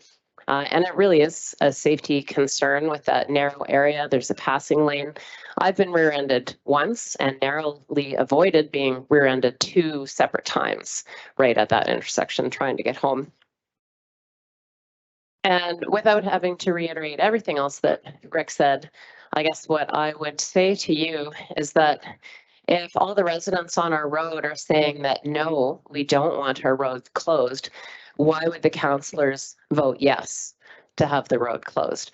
That seems irresponsible to ignore our wants and needs. Yeah. Anything else you'd like to add? Oh, like I said, I think Rick really does speak for most of us. I just had a couple of things that I wanted to add from my family's perspective. Okay, well, thank you for sharing your information. Is there anybody else in the audience who'd like to speak to this? I'm seeing none, so I'll go to the board at this point in time. Is there any discussion? I have Councillor Krennic. Thank you, Mr. Reeve. In regards to that, I'd like a couple of questions that may possibly be answered, not by myself, but if GM Conowallop would help me with this and the explanation of the incident reports that were received that we haven't been made aware of yet. And the total volumes, the accidents, the stuff that's been reported? This is a starting question. I have a few myself, just in case you're wondering, so. Or General Manager Conowalk. Thank you, Councillor Kernick. So what are you asking for? The volumes and movements at that location? Yes, but just we'll go back to a few different incidents that we've had in the last while with reports, levels of infractions, et cetera, that they go on a scale from 1 to 1,000 or 10,000, they get dropped off. Where does this one sit in regards to that level of impact or their guidelines and where it needs to be updated or upgraded, or like the other one that we had talked about? Yeah, so what I can tell you for certain is the volumes and the movements to start with. So Highway 2 at that area has about 4,700 vehicles a day traveling on it. Approximately 130 go, I guess I'd call it north on 54. 60 go south. If you go to the Webster intersection, there's approximately 500 going west and 600 going east. So it's 5 to 6 times the volumes. The current intersection, the way that Alberta Transportation determines where a priority for an intersection improvement is basically based on statistics on incident rates, like you mentioned. So they look at fatals, property damages, everything else. They then come up with a provincial criteria from number 1 to whatever the number is. Once an intersection falls outside of the top 300, it kind of is just sitting out there. My understanding is that this one is not ranked as a priority for the province to improve.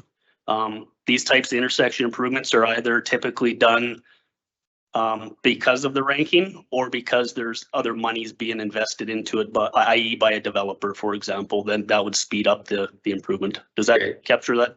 Well, okay, so therefore, if we look at that for informational purposes, it doesn't even fall within their radar of being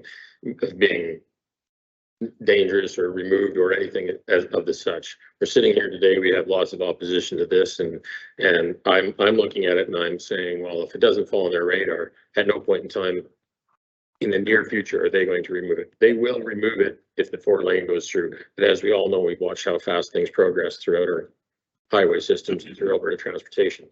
I don't feel a threat that it will be removed at any time soon. I look at it from my standpoint of the access into subdivisions and the amount of people that use it. I realize there is a perfectly fine intersection that is further down the road to the Webster area.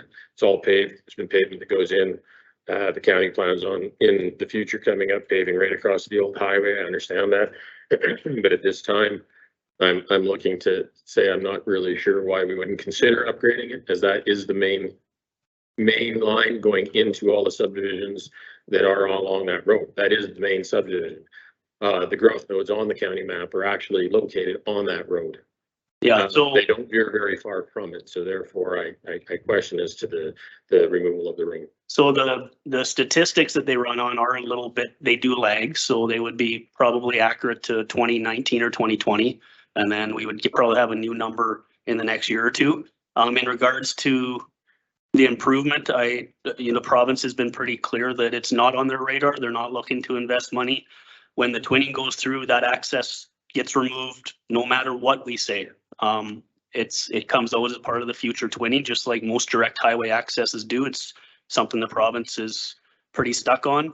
And so in that regard, I guess if I was making a recommendation as administration to put $1.3 million of our funds into improving it, I would be concerned that would be throwaway costs in the future when the twinning happened.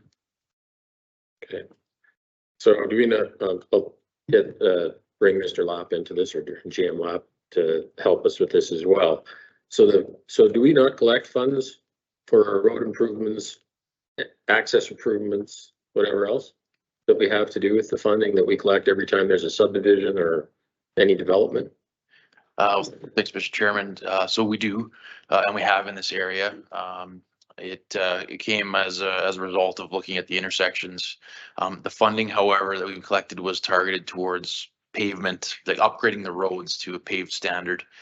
And the thought process was that if we pave the roadways to the Webster intersection, 744 and Highway 2, it would direct more traffic to that intersection, which has been upgraded and just sort of organically direct traffic that way because the pavement is more convenient to drive on.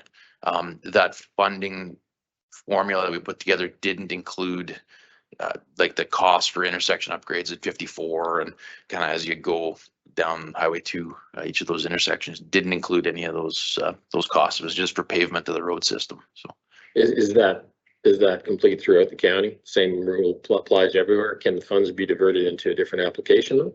Correct. Yes, it can. The act allows us to, so when a developer is proposing a subdivision, they can be required to pay to provide access to their development. And that could include paving the road in front or upgrading intersections or whatnot. And as is the case in this circumstance, they're being asked to we can deal with the intersection issue. Yeah, and there's other forms of facilitating this other than that as well that we have available to us. Correct. Yeah. So we could look at including the cost for the intersection in the levy component, which would be collected from development over time. It runs into an issue where it's a rather large expense. We're hearing 1.2 to 1.3 million. There likely isn't that amount of funding in the pot with the levels of development there's been, and so what Alberta Transportation is requiring is that this intersection be upgraded now or sooner than later in advance of funds being available through levy collections. And so in order to facilitate that, it would need someone to front end that cost, either the developer or really the county, potentially the province, but we're hearing that the province is not a priority for them. So we require some front ending, which could then be clawed back from development over time. The risk, I guess, is not certain of how long of a time period to collect it back on. And I understand that part of the analysis. Unfortunately, I mean, we're sitting here and we have how many people in front of us from the area in opposition to what we have. Yep. I think that maybe revisiting that and showing commitment to our residents, because ultimately that's who we are here for. Is to support them, not some other goal or Alberta Transportation or anything. Even though, excuse me, that we have to deal with them, we still have to support our residents and their wishes. Ultimately, that's why we are here. And I struggle with closing this road based on a lot of those things and the growth nodes and everything that's been Mr. Harder has suggested. I agree with him, and I've been over this 1,000 times, and I can't find a real hard reason other than, it's going to happen anyways at some stage. Well, it's also going to be 4-lane when I remember probably 9 years ago, it was also supposed to be twinned. That was a big campaign issue and it did not. And it doesn't seem like it's in the future either. So therefore I would struggle with closing the road on this. I would support just redoing the pavement and finding a way to deal with that through offsite levies, through however else we do it, because I know that we do have a few other options. As far as some of the things that I've heard, the property values going down, I'm not sure I know whether that happens or not, because some people like to live on secluded roads, some people don't. Access to the highway, I agree. It's hard to lose your access. I understand that fully. As far as partnering with AT, obviously not interested. Developers, sometimes that's part of the cost in which they have to incur. I think that happens generally as a rule across the county, and somebody can correct me if I'm wrong. Insurance, that's a question I had for whichever one of you is better with this. Is the insurance cost for your residents and buildings and everything, does it increase based on distance traveled by road, or is it proximity in an area, a geographic area where you have the circle and do you know the answer to that question? I'd have to do more research, but in my experience, there's two ways to look at it. One is a circular distance from a fire hall as a crow flies. Another one is response time distance on the road network. Okay. And so it kind of depends on which way you're looking at, in my experience. Okay. I'd like to know the answer, but at this time, I would ask council to not close this road, and if there is a future where we can update this intersection, which is needed, I'd be amiss to say that I would be happy if it was closed. No, I would be very happy if we would all consider the community and what the complainants are here or opposition to this is. I'd like support from council to support my community. Thank you. Thank you, Councillor Beaupre. Thank you, Mr. Chair, and thank you for those that made the presentation this morning. A couple of comments that were made to those presenters. You did make the comment that it was the county's responsibility to make the intersection improvements. We actually don't own the highway, and the responsibility is not the County of Grande Prairie's to make the improvements to that intersection. The right-of-way is significantly large, and in fact the responsibility comes quite a ways back in onto the township road or the range road for the County of Grande Prairie to maintain. We have an agreement with the province to maintain, I think, their portion right up to the highway, but or there's an overlap in the maintenance part of it, but the improvement to that intersection is not the responsibility of the County of Grande Prairie. The comments with regards, I believe I heard Ms. Koch say that, you know, she's been rear-ended once. It is certainly a high area for accidents, I guess, and this is one of the reasons that initially I supported the motion by Deputy Reeve Harris to go to a road closure because of the safety of those traveling on the highway. It's not just for the residents of that subdivision, but whoever travels on that road. And we heard from Mr. Conowalk that there's in excess of 4,700 vehicles daily on that particular road.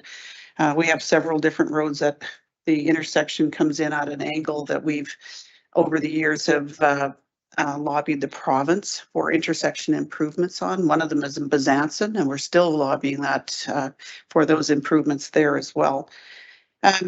Just for information for those that are in the room today, the province of Alberta, when they decide to make improvements to the highway, they make decisions to close intersections without asking the County of Grande Prairie. And I can give you several incidents on Highway 40 of individuals that had their access, direct access off the highway that was taken out. And, you know, they've had, there's service roads that had to be put in, but there was other places where that individual had to go quite a distance to have to get back to the highway. And that's without consultation to the municipality. It's within their purview to close those intersections. So I think there's an opportunity to work with the community here, but in the future, when that highway does get twinned or any improvements that are made on there, they will be closing that regardless, one way or the other. Councillor Balderson next. Thank you, Mr. Chair. So my question is, I've got some intersections in my area that are, you know, way more traffic, and they're not a high priority for the province or the county right now, right, to upgrade those intersections. So with this one, where's the priority coming? If the province is saying it doesn't need to be done, are we saying it has to be done, or can we not leave, if the residents are okay with it, can we not leave it as is? Is there anything pressing us to close this? I guess this would be either to Mr. Lapp or Mr. Conowalk. I'm seeing General Manager Conowalk's lights on, so I can certainly, I'll see what he says and then I can certainly defer to GM Lapp. Basically what's happening is there's been application for subdivisions, and because it's within a certain proximity to a provincial highway, the province has the right to say that the intersection needs improvements. Regardless that it needs it today, that's not how it operates. It's not been identified for an improvement by the province. So then it comes down to typically other funding sources. So right now what's happening is somebody's applied for subdivisions to add more growth in the area. The province says, great, you can either upgrade it for 1.3 million, or alternatively, you can have a road closure and push the traffic to Webster, because that's where they'd like to see most of the traffic pushed to, is that nice big type 4 intersection at Webster Road. So much so that they've committed that if the closure does go ahead, then that will receive illumination, because it's part of the equation to them getting more traffic brought to that location. So I think that's explaining. we don't really have a say in whether they want to close it or not. It's being driven by a development application that's then allowing the province to say, well, here's your options. So I think Councillor Beaupre kind of touched on it. This is the province's preview. If we say we're going to leave it as is, then we're basically saying no to future development right in that area. That's correct. That would be the trade-off. That's so correct. It would make a lot of these people happy, and some of the developers would certainly be unhappy. And I agree, spending 1.3 million of taxpayers' money right now when that could get taken out in a few years would not be my option, but I would rather see it stay as is if the residents are okay with it the way it is. You're correct. Yeah. So the area where Alberta Transportation has authority is 1 mile from the center line of the highway. And so that would likely preclude any development opportunities and within. Thank you. Deputy Reeve Harris. Thanks. My question goes to administration about the illumination at the Webster Highway. Do we have a written letter from AT saying that they're going to go ahead with that? And was the closure of 54 a condition of that illumination? Yes, to everything you just said. So we have a written letter? We have a written letter on a funding arrangement for them to install illumination at Webster, and it's contingent on this being closed because that wasn't in the plans in the immediate future. At some point, that intersection will receive illumination. It could be 4 years from now. It could be 5. It's not currently funded under their provincial funding, but they've accessed in-year funding where that lighting could happen more immediately if the closure happens. And like I say, it was just part of the conversation with them to say, what are you willing to invest here? And it was a discussion on adding illumination, full illumination. I should mention the Webster intersection actually doesn't technically warrant illumination right now. So they'd basically be fast tracking it to go to full bore illumination as part of this process. Thank you. So the reason that this was brought forward by council was we want to give the people in the Webster area a safe intersection. And by illuminating the Webster intersection, it makes it a safer intersection. And we thought that this is what the people would want. And the trade-off of closure 54 and sending people to a safe intersection would be better for the whole community. So that's why the decision was made. So I hope you can understand that. It's not saying the decision is going to go ahead, but that's just the reasoning that we had why we thought we'd go with this closure, because we thought illumination at Webster would be more important to you than having the intersection 54 open. Thank you. So is there any further discussion from the board? Yes.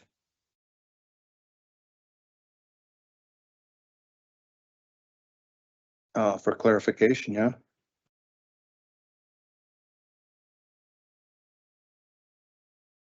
Councillor Peterson. Just a question for the presenter.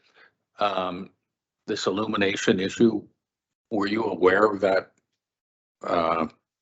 prior?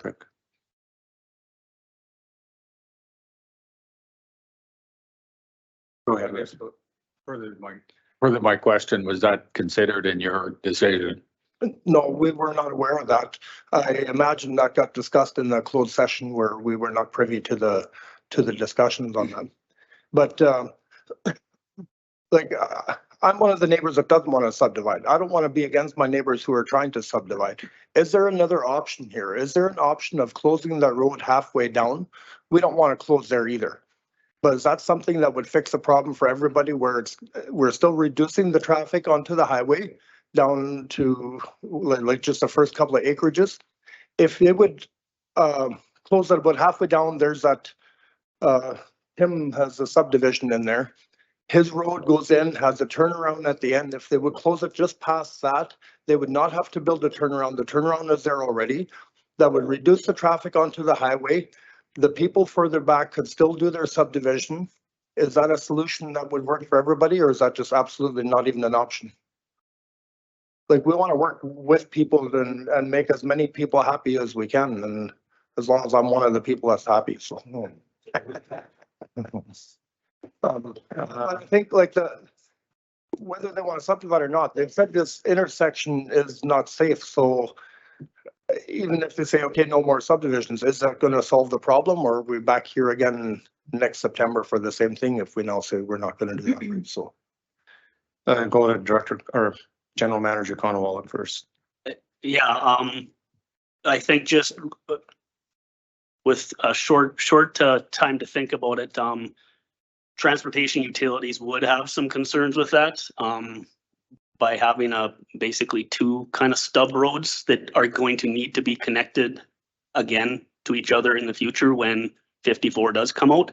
But we haven't definitely not put a out of the box type of solution on that one. So it's just a short response that my immediate thought would be we'd have a bit of concerns with how our beats run and access, and then having to make that connection again when 54 comes out.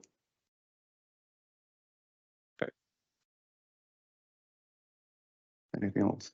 Yeah, so next question would be for administration is if we were to approve it to go first reading here today, is there any other public hearings where we can bring extra information forward, different options,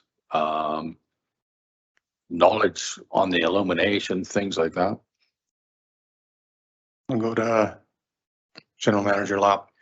Thanks, Mr. Chairman. Not really. So, I mean, technically, if you proceed with first reading, it would come back to council for consideration second and third at a later date. But any new information would need to be shared in a public hearing so that everybody has the opportunity to hear the same information. And so if you close the hearing today, you need to make your decision based on what you've heard in the hearing. And any new information can't be considered unless you go back and reopen the hearing, which you need to finalize your hearing before second reading on these ones because it's a road closure. So difficult. Yeah, you really ought to, if there's more information the council is looking for, you ought to recess the hearing, and direct administration to provide that information at the rescheduled date before proceeding.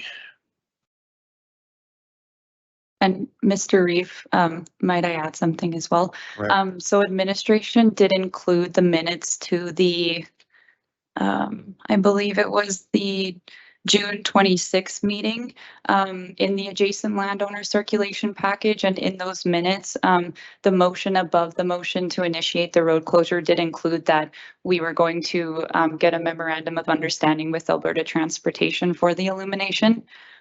So we did include that in the circulation, but it might not have been as much information that could have been provided. I just wanted to add that it was in there.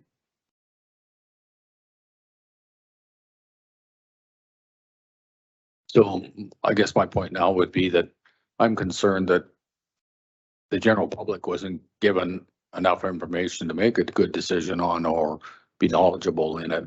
And I think they're talking about didn't really have an awareness of the illumination, and yeah, it was in the package somewhere, but not everybody finds it when it's in the package somewhere. So I'm seeing no more lights. So what is council's direction on this?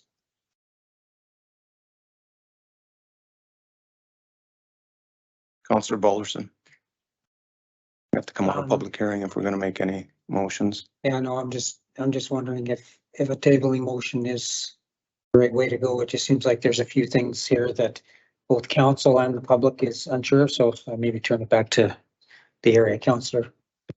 Councillor Krennic. Yeah, there's a lot of discussion on this and where we're headed with it, without a doubt. I'm not sure how that plays out in council here either, by recessing it or tabling it and taking it to a later date.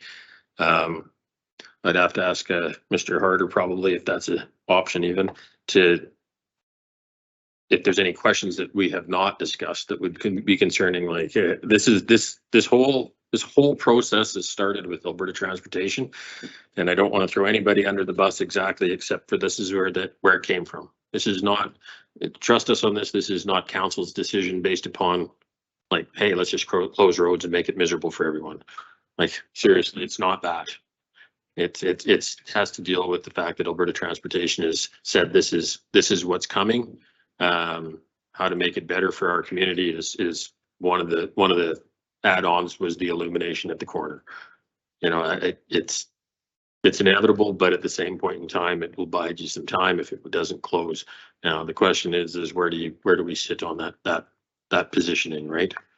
And it doesn't sound like halfway down the road is an option. They won't be going with that. Still doesn't allow the subdivision process to go through. So I guess that's where I want. Is there a question? Actually, I had one question from landowner. If you can come up again and state your name and location, please. My name is Vicky Kane, and we are landowners on the corner of 54 and 744. We own the section. Oh, there it is. Okay. We own this section right here. We bought this section 4 years ago, and my parents helped us out with it. It was an amazing opportunity for us to get out of town right during COVID hit. It was just awesome. And our agreement with them was that we would subdivide off 2 parcels and repay them what they had given us to get the spot. And we thought it would be a pretty simple process. We started right away. We've been working with Bristol on that, and council or whoever it is has repeatedly just like put it off, or we had to do this assessment or that count or this application or whatever it was. We've spent probably close to $20,000 that we didn't have to try to get that to go through so that we can just repay our debts. COVID was really bad for our business, so this is our last option. I wrote the letter that was brought in this morning. And so we have been trying to work with council on this, and we are standing with our neighbors with not closing the intersection. I know it would be easier for us that way, but it's not easier for them, so that's why I'm here. And sorry, I don't like public speaking. And so then our second option with council was that, so at first we were going to put, I'll try to use this pointer, we were going to put our subdivisions right here along the property on 54, which is the gravel road. Council said nope. At first it was because it was prime farmland, which it's not, it's like marshy. Second was because there was trees there and they didn't want that taken down. And then so then we were finally like, okay, well, let's just do it along 744. Our home place is right there. We didn't want neighbors right next to us, but we were at the point where we didn't care. So we were going to subdivide right here along 744. Council still said no. So we're kind of at a loss of what to do. And so yeah, our last option, if we can't come up with some kind of solution, is that we're going to sell our place and move somewhere else, which we don't want to because we love our neighbors. But yeah, if there is something that we can do to come to some kind of conclusion, something that can help everybody to try to get this done. But yeah, if somebody could answer my question on why we would not be able to subdivide directly on 744, because the traffic would not go down 54, because most people wouldn't drive down a gravel road if they can have pavement, which is only half a kilometer from the intersection. I'm not sure if there's an answer for that right now, but that would be my question. Director Lapp. Thanks, Mr. Chairman. Or General Manager Lapp. I get it right one of these times. Well, thanks for the question.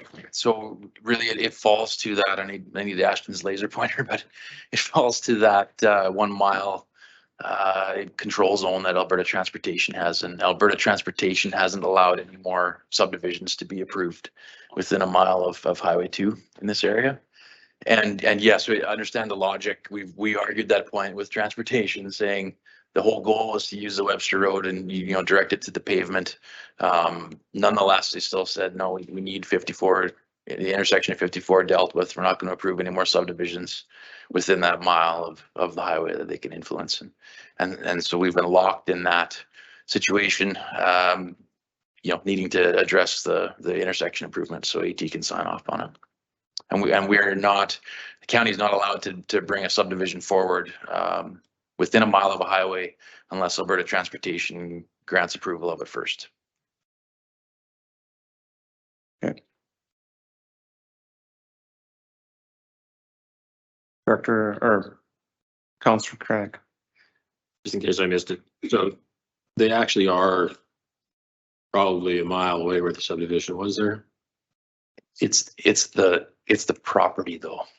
It's not the. So you're bound by where the corner of your property is. The whole property is taken into account, even though the rest of it is a mile and a half away, the whole property is bound by it?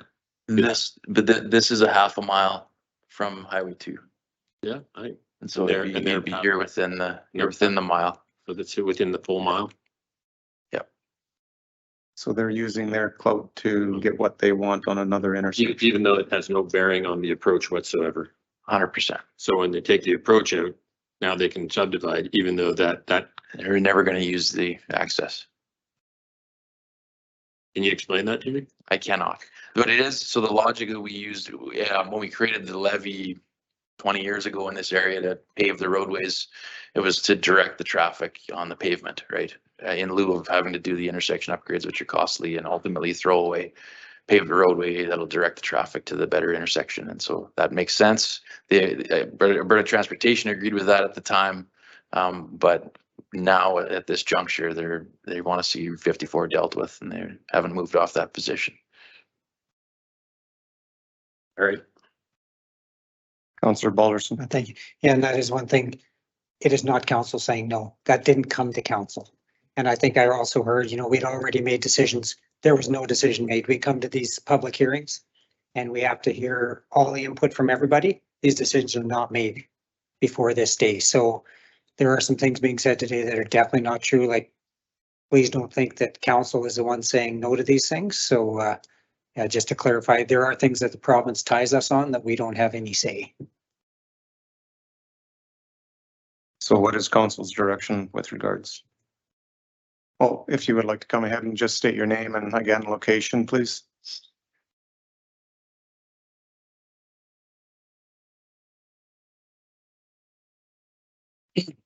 My name is Tim Kazanchuk, and I think I started this whole mess because I got that subdivision just up from there. And you're talking about levy fees right now. When I first started, you're not going to allow any more subdivisions in there. But when we started out, my levy fees was right around $800. The last 4 titles I got on there, I paid $2,200 levy fees. And now why are you guys upping the levy fees if you're not going to allow us to have any more acreages up there? And this has been started in 2006. And I've been dealing with this ever since. And I've managed to squeeze 4 in there. And now we went and had an issue with the 10 lots. And I won a case on this intersection. And ever since then, I have never gotten no cooperation from the council whatsoever. I've been always tooth and nail trying to get a couple of those lots in there. I can go into a lot more details, but we could be here all day. So a lot of this doesn't make much sense to me what's going on here. There's taxes being paid there. Even the lots we got in there were over $3,000 on per lot that are getting paid to the county. And there's 5 in there right now. And, with the 10 that I could have got in there, would have been a lot more money. There wouldn't have been no issue with having money to pay for that intersection. Okay. Thank you. Councillor Beaupre. You, Mr. Chair. Again, I guess for clarification for those that are in the audience, the County of Grande Prairie, the road levies for when you make a subdivision, those road levies go to the actual road, Range Road 54, not to an intersection improvement that we have no control of. The province of Alberta, it's the responsibility of the province to make those intersection improvements. There are also the money goes into a levy trust account and or reserve account, pardon me, until such time as there's a need for an upgrade to that account. Otherwise, it's in a deficit position to make those improvements to the roads. As far as the cost of the levies from the first time you started in 2006 to present date, council has to review the levy rates to make sure that they're consistent with the cost of whatever the improvements will be made in the future. And so there was a change in that levy bylaw from the time that you initially started your subdivision until you did the last 2 subdivisions. So that's the difference between the cost of $800 to $2,000 or $2,200. Since we started that, you guys rezoned that area up there. And that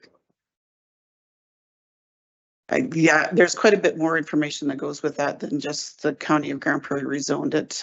You know, again, you're right. This could be this is a larger conversation, but bringing it back to where we're at today, the decision or the reason for the Deputy Reeves motion to bring this back for consideration to close that intersection is based on safety and whether or not there's any improvements that are being presently considered at the intersection of Highway 2 and Range Road 54 and who would be making those improvements.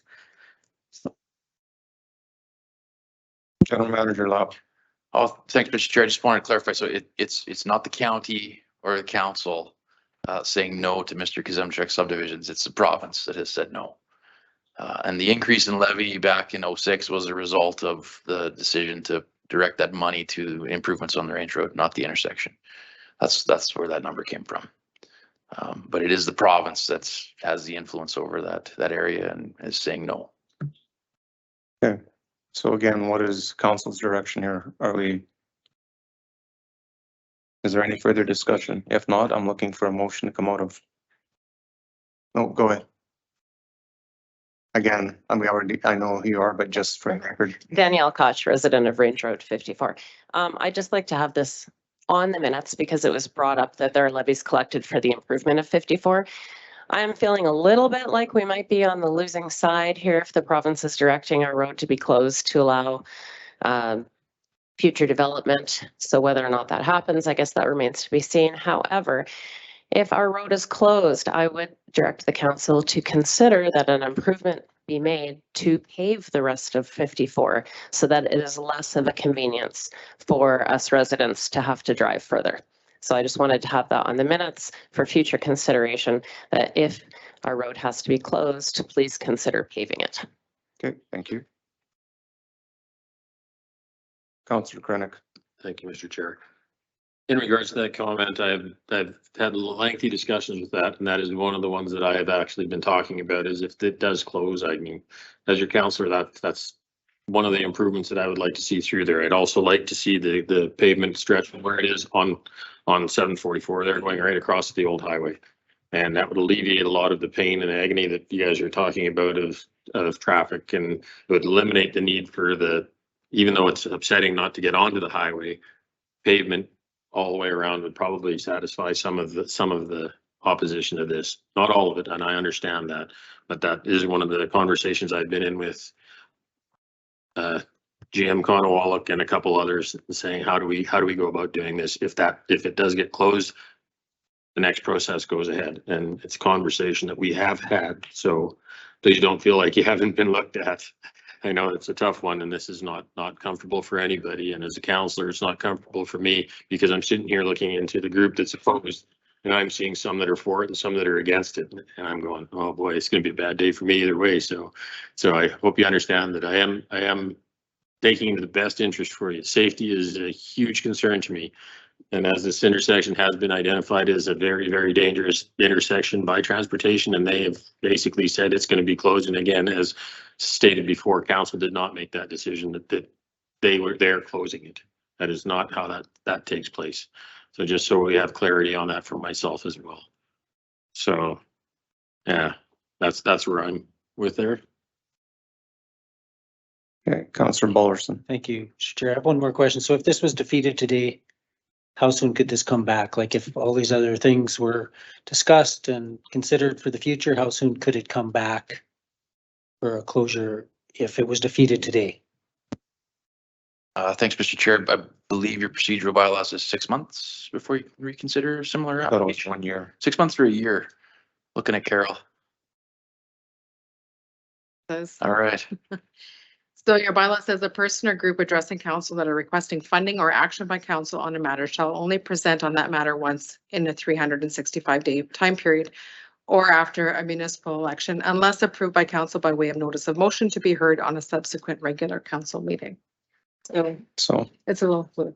So to Rick's point earlier that this was talked about last year and it was defeated and it was brought back a year later. So it could come back again. So stay vigilant. Depending what happens here, I don't know where the outcome's going to come, but we still have to vote on the matter. So again, I'm looking from council for, if there's no more discussion, I'm looking.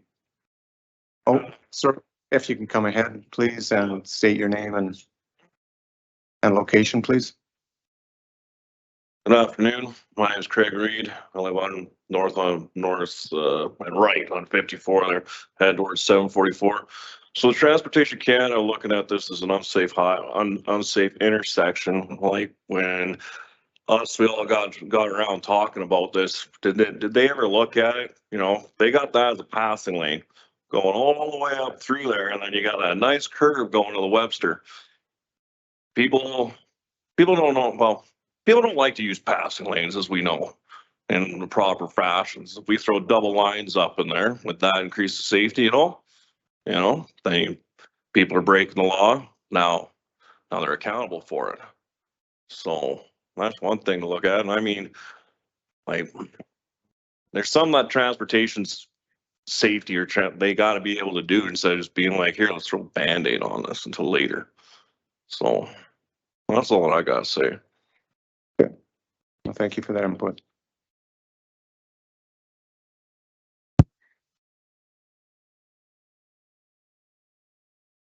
What is Councillor Beaupre?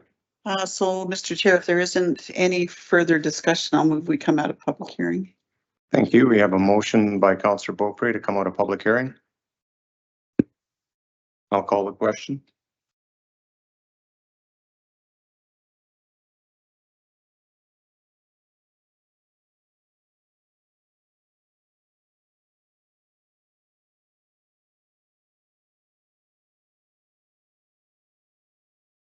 That motion is carried. So what is council's direction with regards to this application?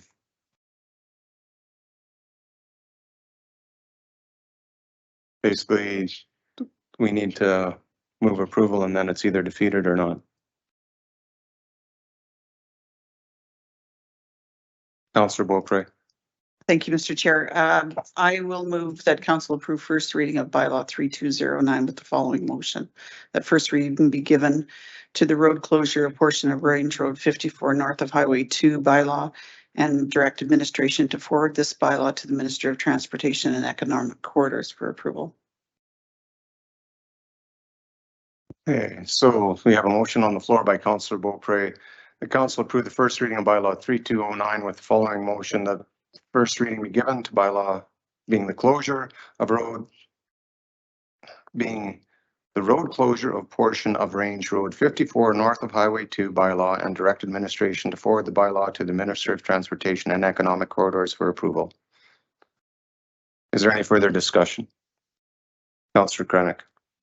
Yes, I'll just make it known that I'll be voting against this based upon, I believe that the improvement to the intersection would be a better choice. Okay. Anything else? Seeing none. Any other discussion with regards to the motion? I'll call the question.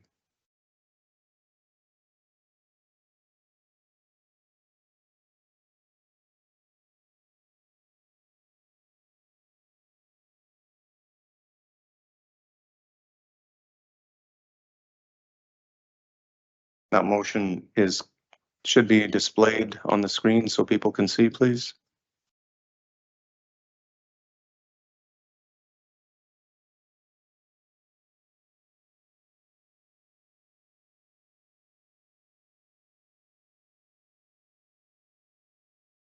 The motion is carried, but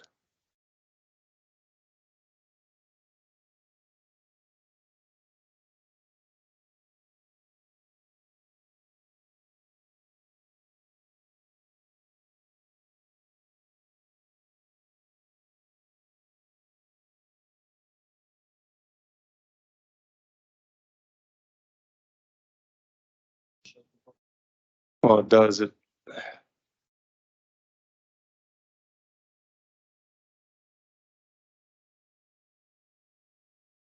Okay. So that's the display of the vote. It's a 5-3 split. So first reading has been given to the closure of 54.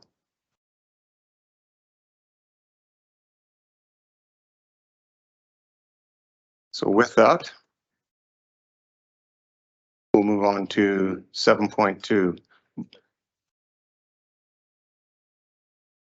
So with regards to that, basically, it'll be coming back. We have to send the information on to Minister of Transportation for the road closure. That typically takes 6 months to 10 months, depending on how efficient they are in their bureaucracy. And then it'll be coming back to council at that point for second and third reading. So there's still potential for things to change at that point. Just, yeah, if you want to come ahead, just if you have a quick question, please. Sorry, I just have a quick question. With regards to our subdivision, then should the road close or be in the process of it or whatever, is there any way that we can start getting our subdivision put through? Or are we still like on hold? Like it's been through over 3 years. I'll go to Director or General Manager Lapp on that. Oh, thanks, Mr. Chair. So, transportation has told us they need a commitment to either see the intersection upgraded or closed. And so once the closure, if it proceeds and gets finalized, at that point, I think they would release the subdivision, allow it to continue, but not before then. Because as I said, the next two readings Right. could still change. And if something changes at the board level here and decides not to move ahead with it, then we're back to where we were beforehand. So we're still looking at like a 6 to 12 months wait period. Yeah. Okay. Yeah, we are, council is doing work and has written letters to Alberta Transportation to try to expedite that process, but our past experience has been 6 months to 10 months. Okay. Thank you, everyone. Thank you for coming in and sharing your concerns. So with that, we'll move on to bylaw 2680-23-029. Looking for a motion to go into public hearing. I have Deputy Reeve Harris first. Thanks, Reeve Marshall. I move we go into public hearing. Thank you. We have a motion on the floor by Deputy Reeve Harris to move into public hearing. Call the question.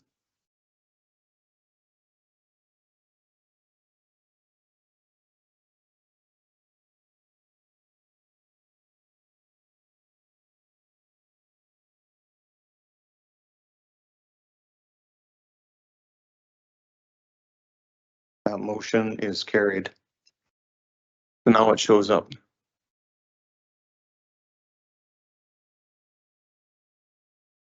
Yeah, go ahead. My apologies. I had to manually vote for a counselor, and that's why I was having issues. If you saw the screen went blank, I completely signed out of the program entirely and back in, and that's what I had to do. So that was an issue caused by having to manually vote for a counselor when they left the room. Thank you. Okay. Okay, so it's something we need to get fixed. So 7.2, we'll carry on. Get to right. That's not Samuel, it's Tyson. Go ahead, Tyson. Thank you, Mr. Chair. I am presenting for Samuel today. So this is bylaw number 2680-23029, file number PLLEB 2023-0292. The rezoning is located at part of Southeast 1678 west of the 6th, located on Township Road 702A, just north of the Wapiti River, east of Range Road 84. This application is to redesignate 13.39 hectares or 33.08 acres within part of Southeast 1678 west of the 6th from the agricultural district to the country residential CR5 district to accommodate the subdivision of one lot. The topography of the site is flat and land uses in the area consist of agricultural district, and therefore administration does not anticipate future land use conflicts to arise from this application. The natural area, as identified on map 6 of the municipal development plan, is a generalized region which ends around Township Road 702A and does not follow quarter lines. This application is north of Township Road 702A, and there are no environmental impacts expected to arise from this subdivision. This application can be considered within the rural area of the MDP future land uses. MDP policy 6.12 states that the maximum area available for subdivision in the rural area on land with farmland assessment rating of less than 40% is 16 hectares or 40 acres per quarter section. The existing subdivision off this quarter section is at 53.75 acres. MDP policy 6.11 states that on parcels with farmland assessment rating greater than 40%, an exception to the maximum amount of subdividable acres per quarter section may be made for a physical severance. This policy does not specify an exception for policy 6.12 or parcels with farmland assessment rating less than 40%. Because the proposed application is physically severed by Township Road 702A and contains minimal farmland, it is supported by administration. For comments, transportation infrastructure and utilities commented. These would apply to survey at the time of, would apply to subdivision at the time of subdivision, but take 5 meters road widening on both sides of Township Road 702A by survey at this time. Check the approach into the balance. An approach into the proposed property line is to be 30 meters away from the east and west property line. And the balance is undevelopable as it is a steep slope into the Wapiti Valley. Parks and Rec commented that they would like municipal reserve as cash instead of land. Alberta Environment and Protected Areas commented that the bank of the valley south of Township 702A is unstable and future development should be conscious of tree removal and proximity to the slope. Additionally, sewage installation must meet provincial requirements. No comments received from ATCO Gas and Pipelines, and no letters received from adjacent landowners. No concerns subject to standard comments from ATCO Electric, TELUS, Alberta Energy Regulator, and the County Safety Codes Department. Administration recommends option 1, that all 3 readings be given to bylaw 2680, 23029 with the following motions. Or option 2, as council directs. Thank you, and I can answer your questions. Cody, do you have anything to add to the application? Thank you, Reid Marshall. Good afternoon, council. Just a quick thanks to Sam and administration for their work on the file. It's always appreciated. Straightforward in our opinion. Happy to answer any questions the council may have. Is there anyone in the audience wishing to speak to this application? Seeing none, I'll go to the board. Is anyone wishing to speak to this application? This is in my area actually, and looking at it. And knowing that land down there, this road actually goes down to one of our gravel pits and stuff, and it's, yeah, it's all bush. Go ahead, Councillor Balderson. Mr. Chair, I'll move we come out of public hearing. We have a motion on the floor to come out of public hearing by Councillor Balderson. I'll call the question.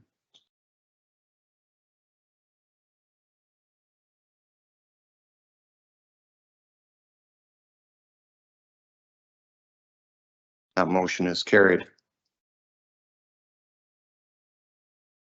What is council's wishes on this? Councillor Balderson. Thank you, Mr. Chair. I will move first reading.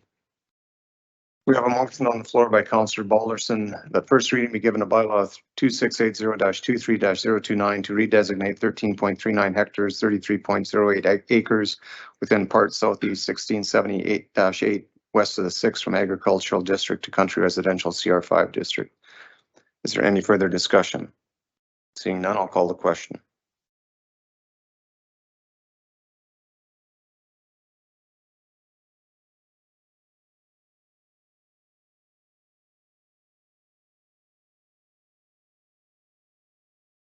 That motion is carried. Councillor Krennic. Move second reading.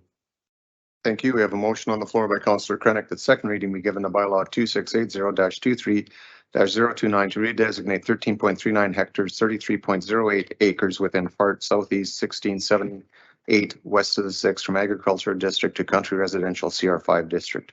Is there any further discussion? Seeing none, I'll call the question.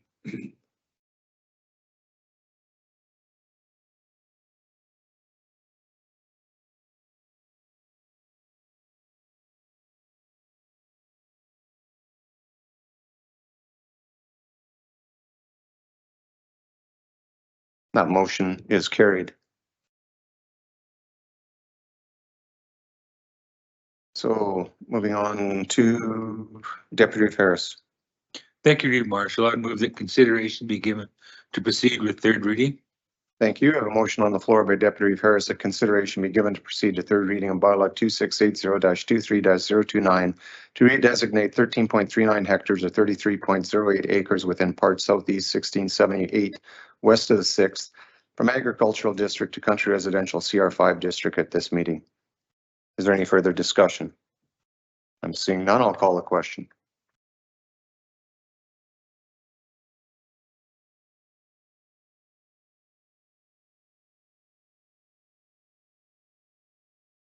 That motion is carried. Councillor Beaupre. Thank you, Mr. Reeve. I'll move that third and final reading be given to bylaw 2680-23-029. Thank you. We have motion on the floor by Councillor Beaupre that third and final reading be given to bylaw 2680-23-029 to redesignate 13.39 hectares, 33.08 acres within part southeast 1678 west of the 6th from agricultural district to country residential CR5 district. Is there any further discussion? Seeing none, I'll call the question.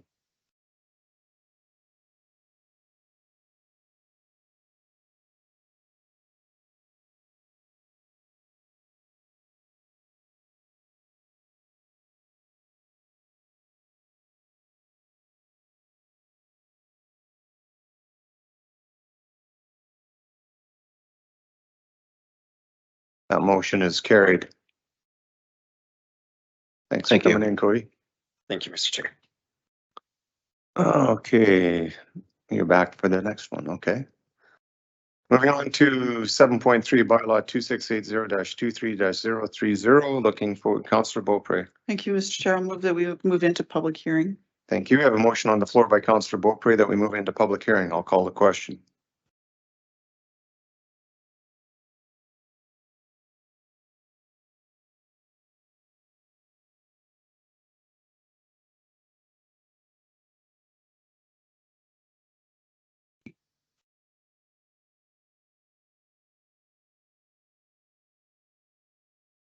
That motion is carried.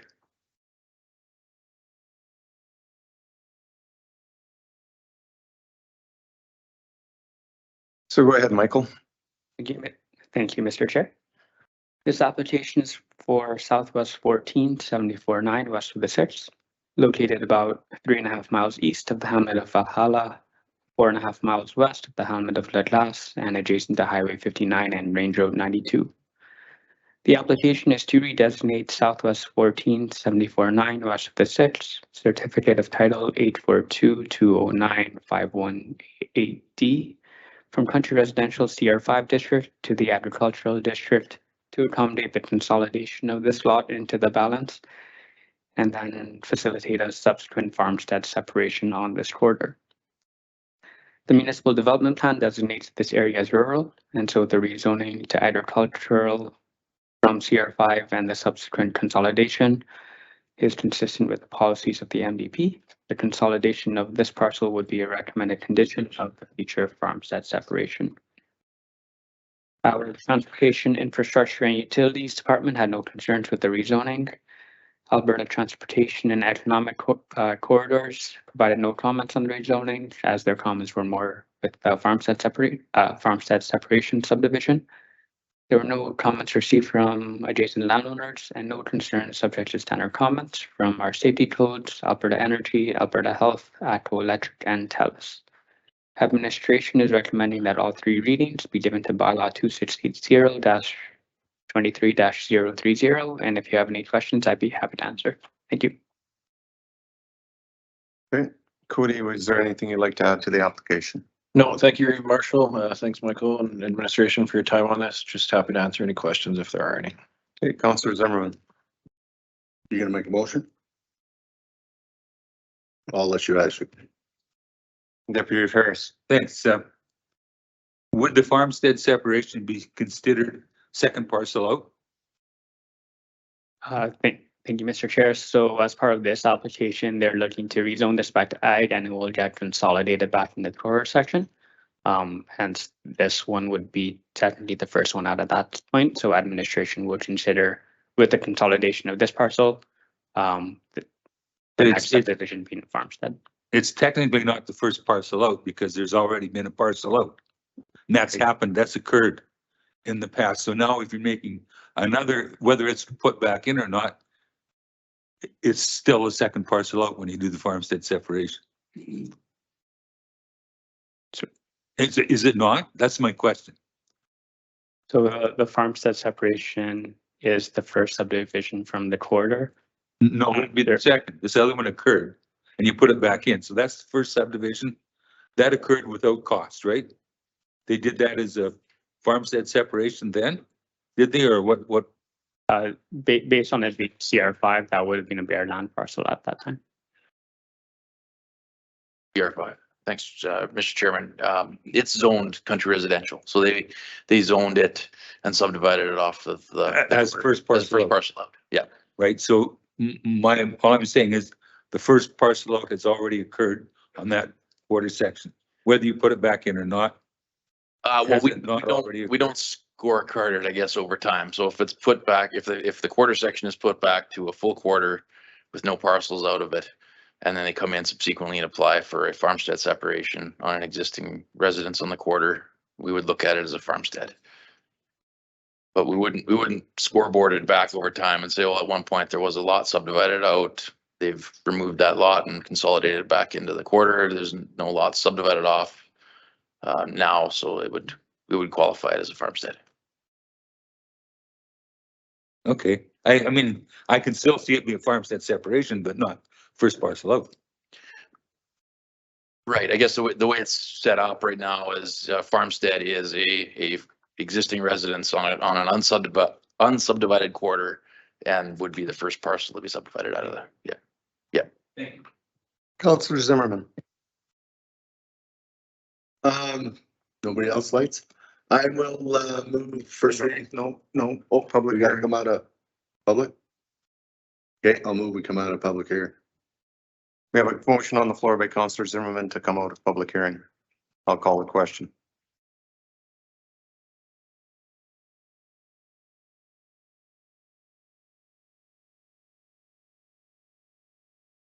That motion is carried.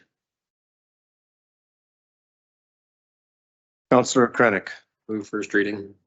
Thank you. We have a motion on the floor by Councillor Krennic. Do the next one. The first reading be given to bylaw 2680-23-030 to redesignate Southwest 1474-9 west of the 6th CFT 842-209-518D from the country residential CR5 district to agricultural district. Okay, so just a question for administration with regards to this. Are we doing two sets of motions through this, or the farmstead is going to be brought forward at MPC?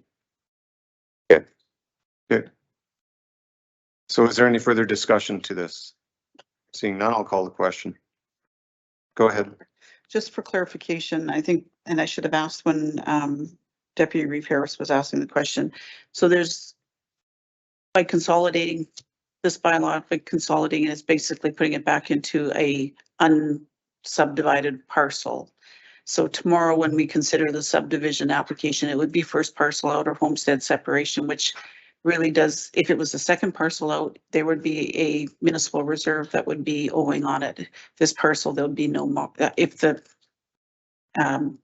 application for this bylaw and the subsequent one tomorrow is successful, there'd be no MROing on those. Is that right? Okay, thank you. Yeah, so sorry, I'm correct for the mic. Yeah. Okay. So I'll call the question.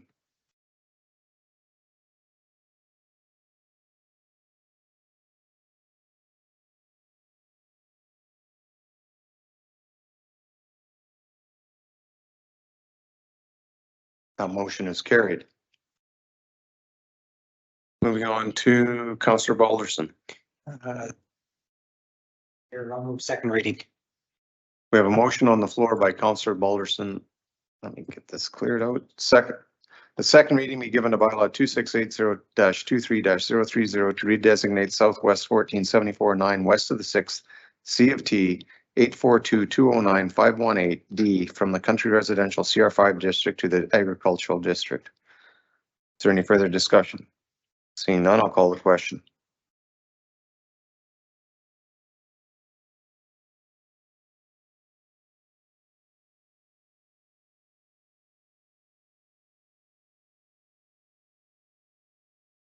That motion is carried.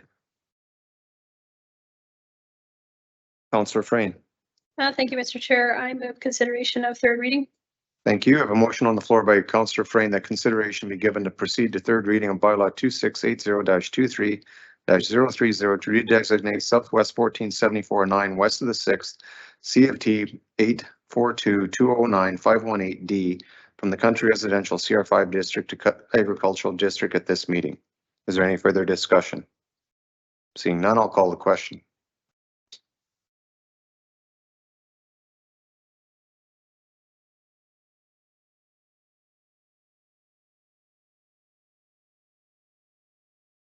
That motion is carried. Moving on to Councillor Peterson. I move third and final reading. Thank you. I have a motion on the floor by Councillor Peterson that third and final reading be given to bylaw 2680-23-030 to redesignate Southwest 1474-9 west of the 6th CFT 842-209-518D from the country residential CR5 district to agricultural district. Is there any further discussion? Seeing none, I'll call the question.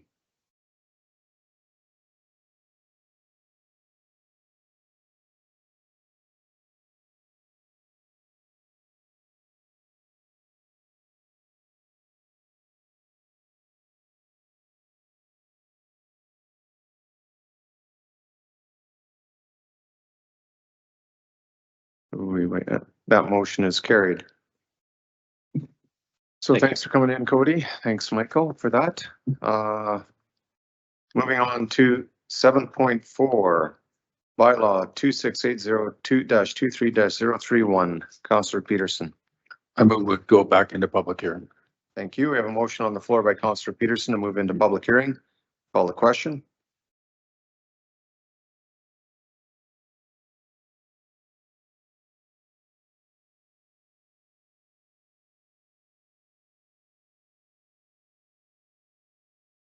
That motion is carried.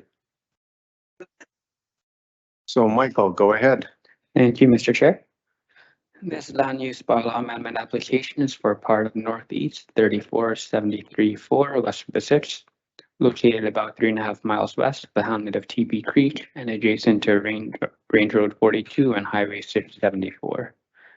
The application is to redesignate approximately 14.16 hectares, or about 35 acres, from agricultural district to the rural medium industrial district to accommodate the subdivision of one industrial lot and the future development of a feed mill. The purpose of the RM2 district is to provide for area industries and businesses that require larger open space storage areas and may create nuisance by reason of noise, smell, or appearance, but is generally not considered hazardous. The landowner's intent on this property is to develop a feed mill. A feed mill is defined in the county's land use bylaw as a building wherein farm commodities are brought, stored, and sold, and also includes the drying, processing, and elevation of storage for farm commodities such as grain. The feed mill is a discretionary use only in the rural medium industrial RM2 district and the rural heavy industrial RM3 district, hence why the application is being brought for rezoning today. The municipal development plan designates this area as rural, and so section 6 of the MDP applies. Policies in section 8 also apply, as the intention is for industrial zoning. Policy 6.7 states that non-agricultural uses may be allowed subject to approval by the county. Non-agricultural uses may include industrial and commercial ventures, which are secondary or incidental to the main farming operation and do not involve subdivision. In this case, the proposed feed mill could be considered as part of the farming operations or related to the agricultural operations of the farm. Subdivision would be required, as there may be potential conditions such as service road dedications, which would be taken at the time of subdivision.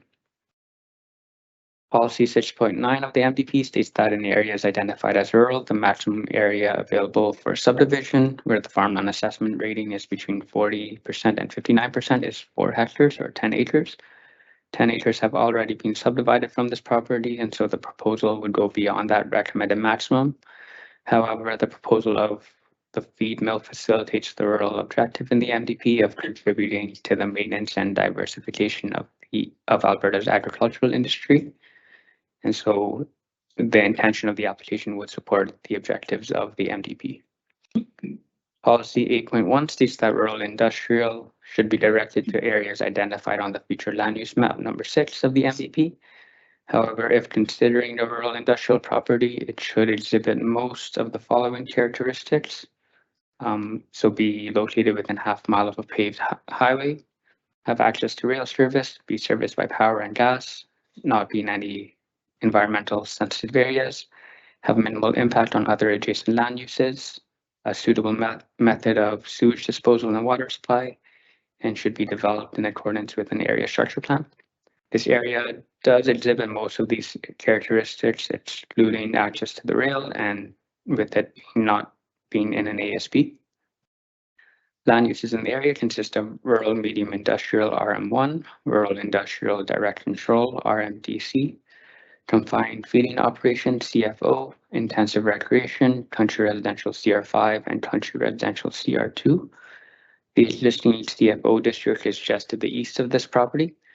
And as per MDP policies, future country residential subdivisions are restricted within a half mile of that CFO, aside from farmstead separations.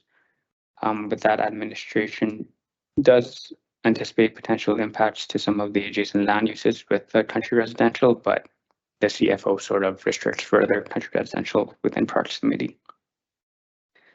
Our Transportation, Infrastructure and Utilities Department had no concerns with the rezoning, but noted that access is to meet the county standard and consider protection of the creek area.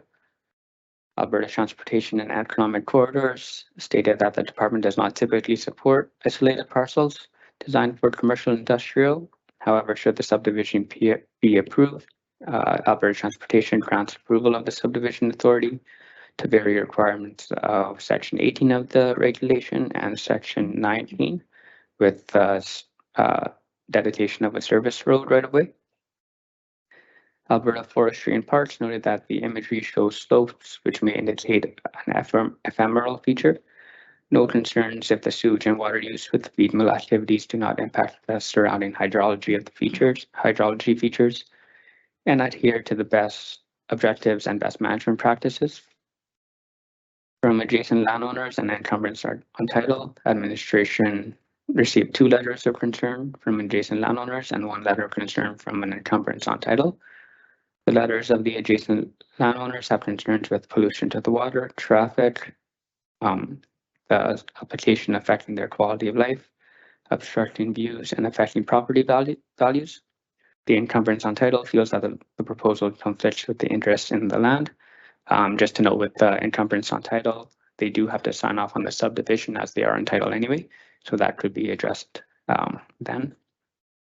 And then there were no concerns subject to standard comments from our safety codes and Parks and Recreation Department, Alberta Health, Alberta Energy, ATCO Electric, ATCO Pipelines, and ATCO Gas, and TELUS.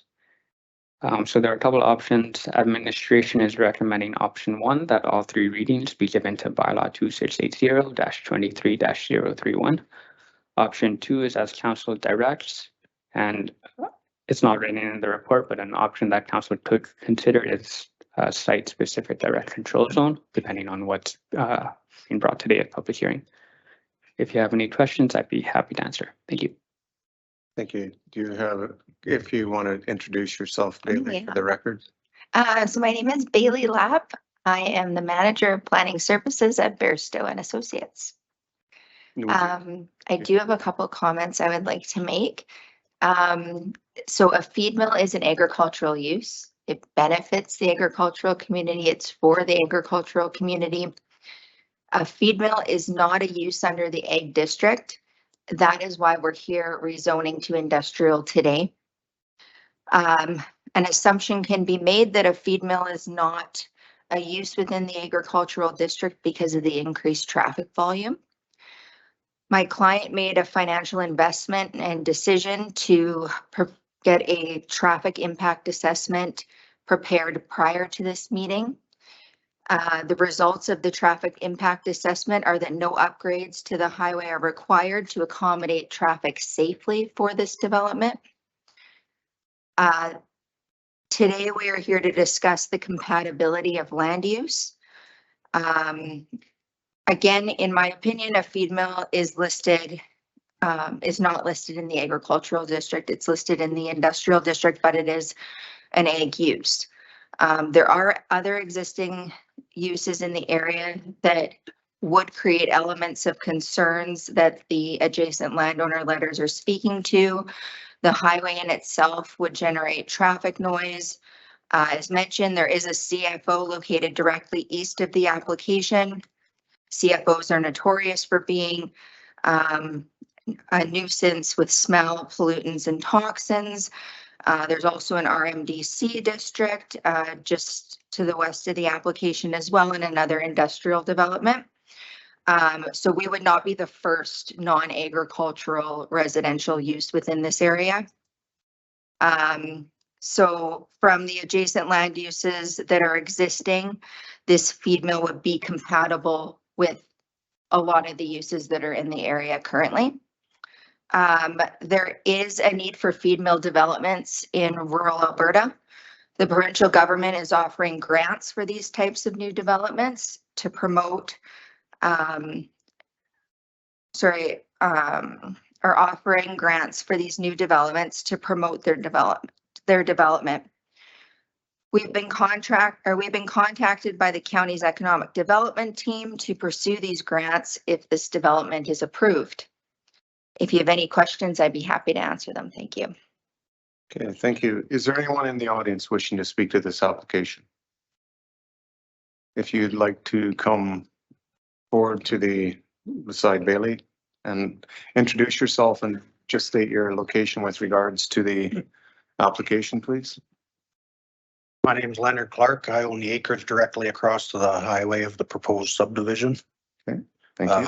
I moved to the country to get away from industrial noise, get away from the hustle and bustle. I believe that if they build a feed mill across from my place, it's going to depreciate my property value because there's going to be a lot of people that would think the same thing. Why would I want to live there? I don't know if I quite believe that the feed mill is their main interest, as they've already using that property for junk storage for their Sexsmith Hughes farm parts. So I'm not entirely convinced that they're not just rezoning it and then changing their mind what they want to put there. And if they turn that into a farmyard junkyard, that's going to make matters even worse than what a feed mill would. For myself, I believe it would affect our quality of life and the reason we moved there. Thank you. Okay. So I do have a couple questions from the, oh, do we have another person? Yes, if you can come forward and just state your name and location with regard to the application, please.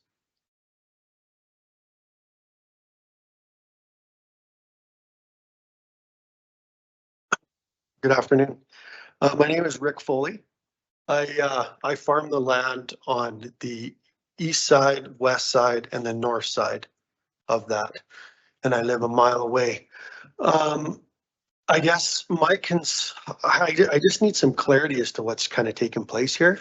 My bin yard is just, you'll see the acreage on the corner. My bin yard is right kitty corner to there. So we've been obviously spent a lot of time there. And there's a steady stream of trucks turning off on Range Road 42. And then they pull in just on the south side of that acreage on the by the Alliance pipeline. And they're dumping tires, trucks, salvage steel, and it's quite substantial, like they're round tripping in there, and then they come down and they dump it over the bank. You see where the quarter's cut in half? They go down and they dump there. So there's I have a letter here from Eugene Horseman that lives on the corner. I wasn't sure how to bring it forward. He phoned me this morning and said he couldn't make the meeting. He's got some Aboriginal Youth Initiative stuff in Calgary had to deal with. So I'm not going to speak with him. I would like a little direction for him. I'd like a little direction on how to submit that because he's obviously he's in a tough spot there with the traffic and the he's really getting affected with the devaluing of his property. So yeah, I've got that letter. So I will look for some direction how to put that with he's got some legal action coming forward with that. So I guess I don't know. I know this is the application today that is for this feed mill, but the rest of this quarter that's being used for an industrial salvage, I don't really know what's taking place. So that's just a question that I have is what, before we move forward with this, what's really like, what's approved there? We had a meeting a few years ago where CCS wanted to develop down below there, but it's the bank drops off and it's low-lying area. And so I went to the meeting and Alberta Environment was there and said, no, you aren't doing it because it's a low-lying water body. So now if you look at that area and you see, there's coolants, there's hydraulic oils, I would welcome council to view this, look at what's taking place here before they move forward with the feed mill, because I do share a lot of the same concerns. I'm all about growth and stuff, but that this is going to be approved and then what, right? Like I'm looking at that Alliance pipeline and I don't know. I mean, I'm not going to assume how much, I don't know what you would steal or whatever's on it. So it's clear that, Sexsmith Used Farm Parts is moving there or whatever's going on there is, I don't know. I'm not going to get into that, but there's just a lot, there's just a lot of, I don't want to junk, but there's a lot of salvage and wrecked vehicles and stuff just, and I mean, I live north on 42 a mile and there was 2 trucks out in the corner this morning, right? Going in there and dumping off their stuff. So I would just ask council to vote no to this and to go out and see what's going on. See if if the traffic impact assessment was done further up.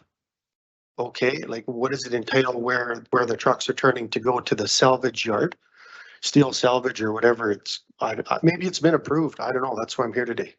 The rest of the quarter for what it's being used for. In Alberta Environment, was there an environmental plan done for what's being used for the rest of the quarter?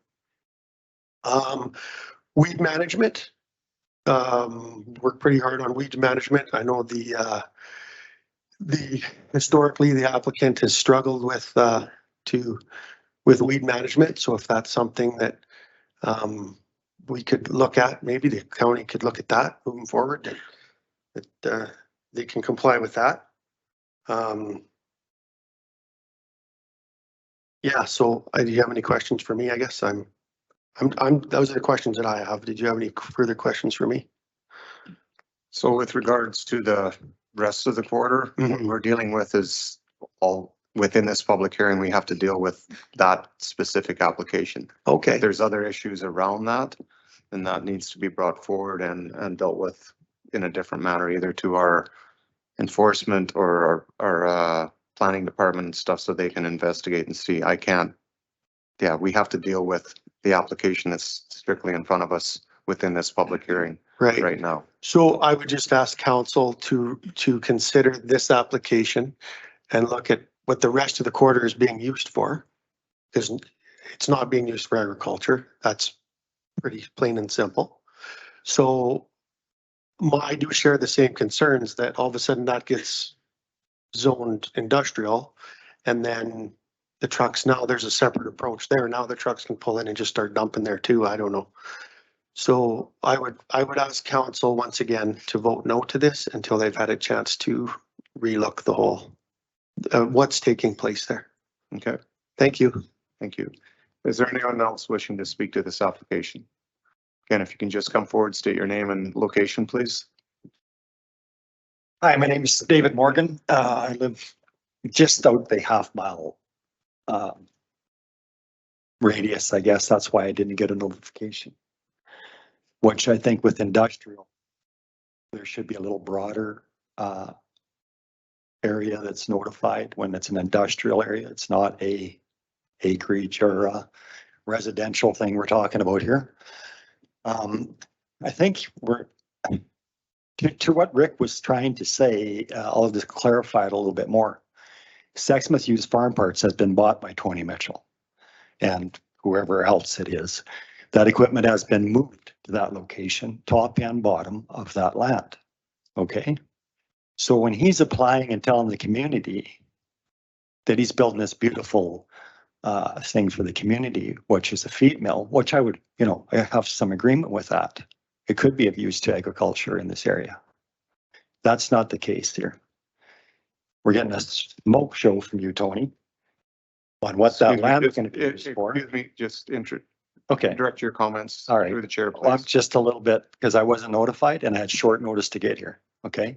So I went around to the community yesterday, and I don't know how to submit this to council, but I would like it put into the record that I have somewhat of a petition to this signed by approximately 20 of the residents that live in proximity to this project. So I have to call out the feed mill thing is a smoke show. And the equipment has been moved there, and that's why I'm saying that. There's pictures in this envelope of what is there. So if you people don't want to go look at it or whatever it is, I will be notifying by law to go out there and have a look, because there is an environmental concern. We're in the trucking industry, and anything over 1 liter to 5 liters, so I have to report to the UB. Okay, so the calcium, the antifreeze, all this stuff that's going on in this location needs to be dealt with from an environmental standpoint. So the CCS study that was done on this quarter was over $110,000 spent by myself and CCS approximately 20 years ago. That is in a flood zone, and you can't develop below. Now that's an Alberta thing. That's nothing to do with county. That's nothing to do with me or anybody. Okay. So when rezoning, we have to take a look at the Alliance pipeline.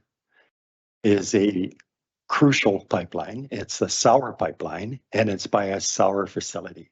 So when you're saying there's already industrial there, yes, there is, and it has some big concerns and big impacts. Okay, so you can't just put your little red square over the Alliance pipeline. You can direct the question to the board. Yeah, I'm just saying that's what I'm seeing here. Okay, so a lot more needs to be done here, and there is some fables that are not true and not stated properly to the community, and there hasn't been enough community input to this, not one iota. I've been a member of the Teepee Creek community for a lot of years. Some of you council members know that, and we're big supporters of that community. And I put a lot of my family's third generation into that community, and I'm not going to see it turned into a dump. I will not allow that. And I think you say there's funding and all these things, and you're presenting that. I'll direct that to council. That's fine for good projects that can be finished properly. I'm not against those projects when they're funded properly, when they're put together properly. And I just haven't seen any of that in the last 5 years since they started their projects in Teepee Creek. That's not an attack on anyone. That is just a fact. The Teeper Creek store was a great idea. It's 2 trailers pushed. I don't even know how it got passed, but that is not in council today. I understand that. I just don't want to see another mistake by voting on a project that there's no way there's been enough input or anything to zone something industrial of that complexity, because it's not going to be used. If it is a feed mill, fine and dandy, but it's not just a feed mill because the stuff is already moved there. It's also moved across the road from that project is another pile. And there's 2 piles in Grand Prairie that are being moved out right now because they're under, it does need to be discussed here. But anyway, there's a lot of circumstances here that I'm aware of that you are not privy to. So I'd like to submit this from the community into, and the pictures into, I don't know how to do that. It'd have to go through our administration, and I'm not sure what exactly what the process would be, but someone from our planning department can take those documents. So I would be Nick or Mike. Okay, so I can give you these to you, Mike. Do you want the letter from the native fellow that lives on the corner there, Mr. Horseman, as well at this time then? That's Ricky has that. Thank you, Mr. Chair. With regards to the letter, that can be, if you wish to be part of the public record, I can read it out at this meeting for the public hearing. Okay. So if these are submitted by, if it's verified that it's a landowner and stuff, then that should be submitted. Jim, you like? Yeah.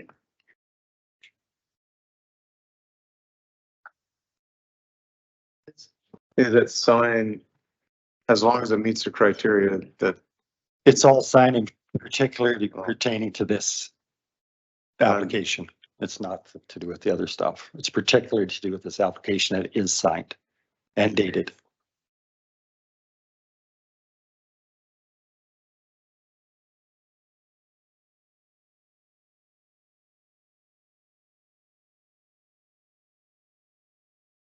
Yes. So the pictures are in the back. What I'm pertaining to is the pictures in the back that are on the land. Could I ask council when this getting the, all right, just sure what.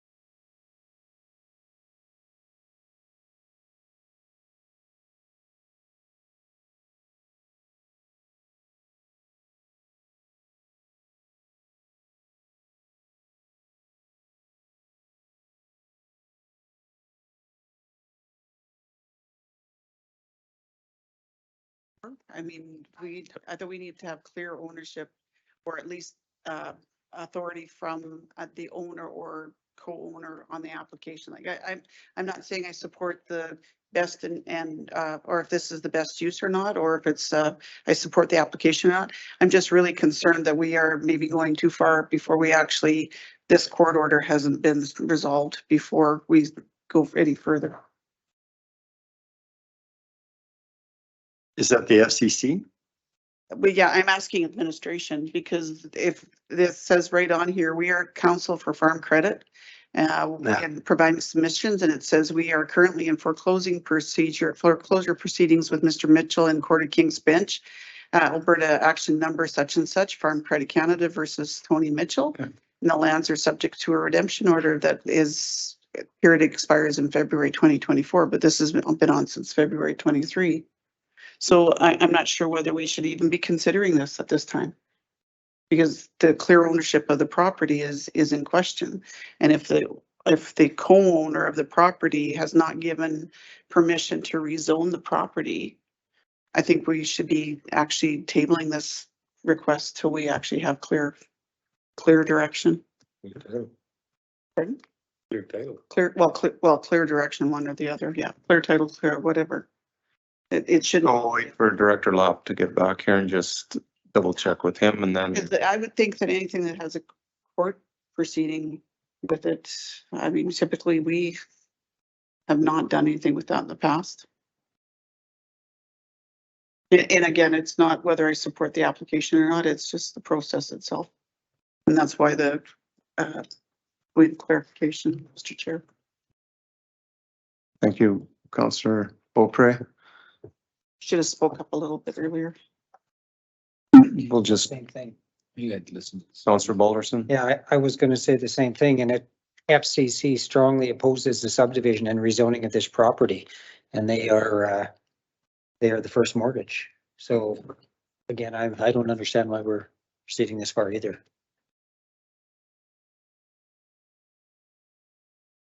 I have nothing further, council, other than that, if we could maybe take a look at the radius for industrial when it comes to a community, that's all I would. For the notification.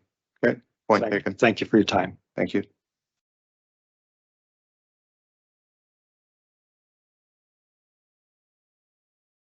So just until we get clarification around this, whether we should be proceeding or not from our administration.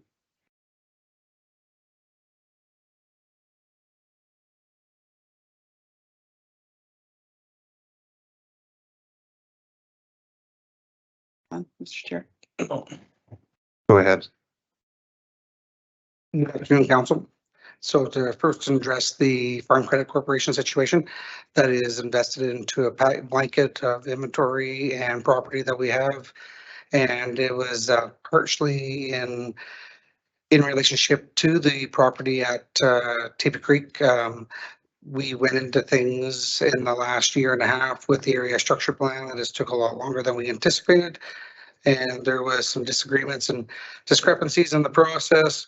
So that's what that is pertaining to. We've ultimately been in communication with FCC, and you'll have a letter here in approximately the next 2 weeks that'll clear any concerns, and then there'll be only one landowner of the property. So that would be addressed that way. So I can appreciate that would be a condition that you would want to address, and I would think that's how you'd want to approach it. In reference to Sexsmith Farm Parts, what I think is an important thing there, the business for 35 years ran in the county of Grand Prairie with very little to no environmental plan and concerns that anybody in the community would address. We've worked to now develop a community plan and environmental plan, and then I'd be happy to show with any neighbor or local business, and you guys are sure welcome to critique it as well. And in reference to the storage of iron, numbers of businesses and farms have more farm machinery than they need. This business here is an in-town business, and if anybody was concerned about the change of direction of the business, there's a property in town, and you're going to see a larger property being released in town with much more storage and more. This business needs storage is what it really needs, and it doesn't need whole goods. It needs the equipment to be broke down and put on shelves, and that's what it's going to. If you look North American wise, the salvage industry has evolved a fair bit. No machine stays at a whole piece. It gets broke down, it gets dismantled, gets put on shelves, and it gets exported out from there. We're in the transition stage of doing that. There's 2 industrial shops or industrial salvage yards in the community here, and they've had to make that same involvement. You don't just leave something in the field for 50 years. You got to break it down and you got to get it moved out to the customers. So in that concern, I can appreciate anybody in the community thinking that, if I bought farm machinery and I just left it there, no, it's a part of the process. It's a much bigger play than that. You've got to have a town element or a commercial element to that. So now let's go back. I think I addressed both those concerns. It's an involvement. I'm sure I can answer those questions. Actually, we need to be dealing with the application. Yeah. This is outside of the application. To that. So in reference to this development and just the development of the feed mill, it was actually, I don't know if I can say it was Bailey that spotted it or ourselves that spotted it, but the comments I've heard, and I quite often watch councils in live stream, area structure plans solve so many problems. Good planning in advance solves problems. And I say that is because I don't know if anybody would have realized that a grain elevator can be put on agricultural land, but a grain elevator feed mill can't be put in town, or it can't be put on agricultural land. It's your guys' rules that ultimately did this or ultimately created this. If you look at the plan that we had in Teepa Creek, we weren't looking to build a large feed mill, but we've had really strong community support. It's been growing, the business has been working, and we wanted to develop it. We were putting it right behind the store, and we were in the process of doing that. And when we went through the process, we realized, okay, you can't put a feed mill inside the hamlet. It wasn't my rules, it was yourselves. So at that point, and if you come out, as you know, my neighbor said, come out and take a look at things. There's been a set of trusses for a building sitting at Teepa Creek for approximately a year and a half now, because that's what the plan was. We were going to put up a building and develop accordingly to serve the community. The economic driver of our feed store is not just regional. Last year, we sold product more or less the distance of Fort Nelson. We know that it can expand. We know it can do more. So we were shut down at that point, and then we had to figure out. So we didn't come up with this plan. We ultimately sat down with Bear Stearns and we ultimately said, okay, this is what we have for property. How can we do this? And we looked at this property here, and we ultimately, before we came to council, we said, well, let's do the traffic impact assessment, because that's probably going to be the biggest difficulty that we're going to deal with. We don't want to come off a range road or off a grid road. If you look at I think a lot of people would say, yeah, well, you're right beside a pig barn. That's a perfect example. I look at why the pig barn was developed the way it was and where it's located at. And then right across the road from the pig barn, or kitty corner to the pig barn, is a gas plant. So this community's already got a certain amount of industrial development in it, and it actually kind of makes sense. At first, I was pretty opposed to the idea. I thought a 15-year-old kid that's now living in the new subdivision at Teepa Creek could go over and bag grain after school. It made sense to me, but it doesn't actually work. The rules didn't provide, so that's fine. We can work around that. This was the most basic assessment that, you know, or the ultimate basic package that I could put forward and develop. If somebody wants to scrutinize it and question how it's done, or somebody has a better opinion, we could sure look at that. The other comment I would make about that is if it's RM2 and there's a feed mill there, I mean, if anybody wanted to know what the design drawings are, we can show you that too. It leaves you guys with more teeth to make decisions and ultimately control the situation. You're not just on farmland. We're not fighting on the hamlet of Teepa Creek. You ultimately are going through the process. It's a pretty safe business plan. We would have thought the traffic assessment would have been a question that everybody could look at and ultimately really can get your mind wrapped around. I guess the other thing too is I look in this community and it's very interesting. Range Road 42 has been under discussion before with small business, and it's been concerned about traffic. And I know a small business got shut down because they ultimately didn't have the proper, they were concerned about traffic and the ability to run a small business in that area. We can't have the same people questioning everything every time. We've ultimately just got to let business grow and business develop. I sure don't have a problem with that. As a feed mill, we are trying to develop a feed mill in town. Feed mill in the county of Grand Prairie to grow to our customers. And we've already got a retail front. We just simply wanted to roll grain and bag grain and build from there. The store's already there. It was simply a continuation of that to go forward. I can't make it anything fancier than that. Are we looking to build a grain elevator and have the highest production, grain capacity in the Peace Country? Nobody was thinking that. Are we trying to offer a level of service or an additional level of service? Yeah. If you wanted to do a comparison, you've got a feed mill in the county of Grand Prairie, which would be the Keddies. Champion Feeds closed down a number of years ago. That would have been their biggest competitor.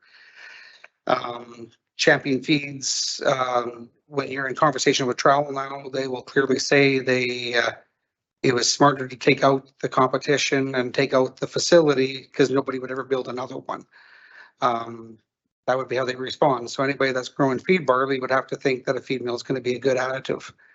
I think that addresses the feed mill side. I think that addresses the area structure plan, but now I'd sure like to answer questions in more detail. Sorry, back to my original question, Mr. Chair, with regards to whether we should be hearing this application because there is a court order on the land. that was submitted by FCC. Well, thanks, Mr. Chairman. So just got the heads up from GM Conowalk on the way back to Chambers. So pulled title and spin here as we're sitting here. Mr. Mitchell is the owner of the property. There is an interest registered for a mortgage in favor of Farm Credit Canada on the title as well. And because they have an interest on the title, they would need to sign off on the subdivision before it could proceed to land titles. So As they're well actually, as other I interests. guess that the are- letter itself does say there is a court proceeding that's already been, right? Mhm. So there's, in this application, there should have been, it should have actually included Farm Canada Corporation, right, as well, not just Mr. Mitchell. Well, they are included in the process. They get circulated like everyone else on our subdivision, and they do have to consent to the subdivision as well as separately from our process. They have to approve it. So the letter that's presently in front of us today says they strongly oppose it due to the circumstances behind the piece of property. So is that not taken in consideration when this application comes to in front of council? Yes, that's why we've included it in the package for your consideration. It is relevant. It's a response from a party that has an interest in the property. They aren't on title as an owner. They have a mortgage currently still. They have a title. They have a legal proceeding against this particular piece of property. Correct. And that may proceed in advance of any endorsement of a subdivision on the property, which would, in effect, give them control, which they have anyway, because they wouldn't be able to proceed with the subdivision unless they approve. So is a tabling motion acceptable here? Okay, thank you, Mr. Chair. Having heard that, I'd like to table this motion until such time as we have clear direction from FCC on the ownership of this property or the interest on this property. Okay, we have a tabling motion by Councillor Beaupre until we have clear, Well, it says it expires in February 2024. The court order is presently here. Oh, we're still in public hearing, are we? The mortgage, we're just waiting on the letter from Farm Credit Canada confirming that. So if we could recess this until we can get that letter from Farm Credit Canada saying that the mortgage is paid out and we can come There's back. no interest or a court proceeding, right? Yes, we'll make sure that the letter is very clear. so tabling or recess? Recess. So we have a motion by Councillor Beaupre to recess this application until we receive further documentation from the applicant. Sorry. At this point, it's closed. Once we recess, well, we've got to vote on it, so.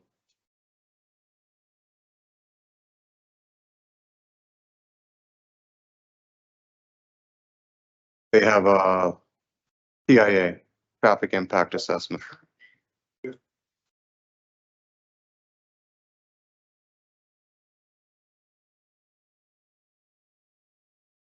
No, Sorry, Mr. Chair, at this point, it's just the public hearing is recessed, so we would open the public hearing back at the next available. Once it's council recessed, meeting. once we call it back. That's right, then Mr. Morgan would be able to provide that information or more information at the time. Okay. So I'll call the question.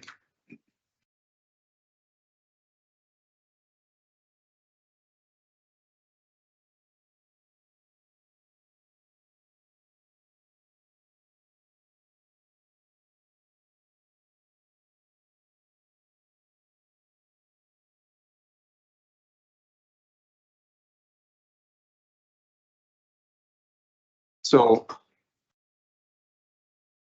the motion, the public hearing of bylaw 268023-031 be to redesignate 14.16 hectares, 35 acres within Part Northeast 3473-4 west of the 6th from agricultural district to rural medium industrial RM2 district be recessed to October 16th when further information can be brought forward. October 31st. 2023, when further information can be brought forward.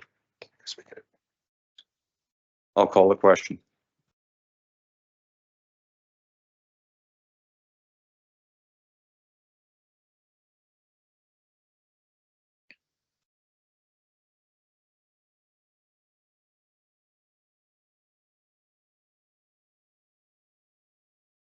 That motion is carried. So thank you for coming in and we'll wait for information. 5 minutes. Okay, we'll recess for 5 minutes.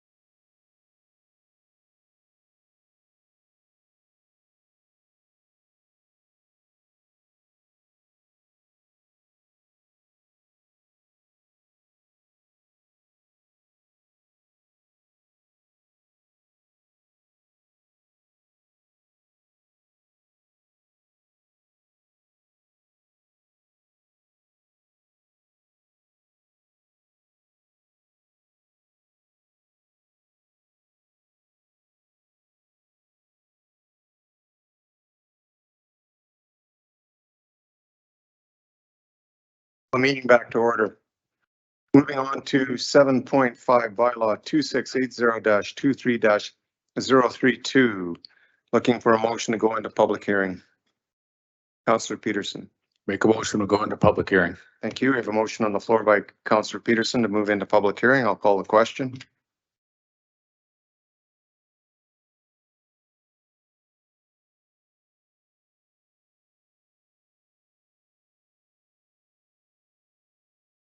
That motion is carried. Oh, okay, Tyson, carry on. Thank you, Mr. Chair. So this is bylaw number 2680-23032, located at Plan 212-2236, Block 2, Lot 5, part of Southwest 2974-5, west of the 6th. It's located approximately 5 miles north of Sexsmith, 2 miles west of Highway 2, adjacent to Range Road 55 and Township Road 744. This application is to redesignate Plan 212-2236, Block 2, Lot 5, part of Southwest 2974.5 west of the 6th, which is approximately 37.11 hectares or 91.7 acres, from the country residential CR5 district to the agricultural district to accommodate existing agricultural development on the property. So again, the purpose of this application is to accommodate existing agricultural use. The purpose of agricultural districts is to recognize agriculture as the predominant land use in the county. The landowner currently uses the property for their cattle, horses, and general farming operations.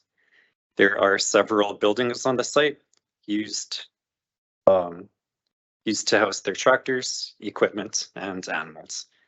If rezoned to AG, the buildings would be considered farm buildings. The existing property is zoned as country residential CR5 through a combination of previous subdivision files. The southeast corner of the quarter was rezoned from AG to CR5 to accommodate approximately 5.0 hectare subdivision back in 2014. The lot was required to be rezoned as it was the second parcel out from the quarter.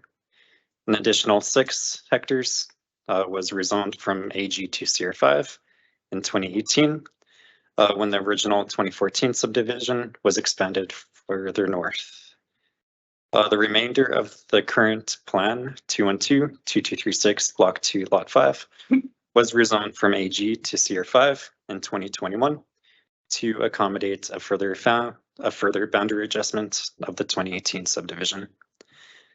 No comments were received from adjacent landowners, and no concerns subject to standard comments from safety codes, Parks and Rec, Alberta Energy Regulator, and Alberta Health Services. Administration recommends all 3 readings be given to bylaw 2680-23032 with 4 motions, or option 2 as council directs. Thank you, and I can answer your questions. Valerie, is there anything you'd like to add? Yes, thank you, Mr. Chair. Just to give a bit of brief history, this was an original CR5 parcel. We did a couple of boundary adjustments on it to make it this bigger parcel.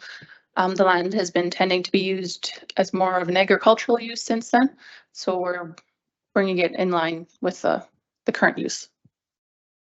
Okay, thank you. Is there anyone in the audience wishing to speak to this application? Seeing none, I'll go to the board. Councillor Beaupre. Thank you. So this is just straight north on 54, where we had this earlier application, right, for road closure. And so my question is to administration. So they have no problem granting a change in zoning from CR5 to agriculture?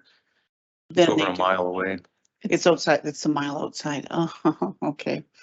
I was gonna say, again, then my other question is, so going from a CR5 to a agricultural district where there's quite a difference of permitted uses in the area, there's administration feels there won't be any conflict from the existing landowners that are there or potential future landowners? Well, it was circulated to those landowners and they did not submit any comments, so I assume they have no concerns. I'm just thinking, yeah, those landowners change, right? So all of a sudden you have someone that's opposed to the person that has a cattle on the other side of the fence from them. So, okay, thank you. Deputy Ferris. Thanks. Is there just one residence on this property? Yes, there's just one. So there seems to be 2 other buildings on there. And what are they used for other than, are they used for other purposes than agriculture? No, there's a couple of egg type buildings for cattle use. For cattle use? Yeah. So where do they keep the livestock? Because I don't, you can say they're for cattle use, but where's the pens? Sorry, do we have a zoomed in? And the fences?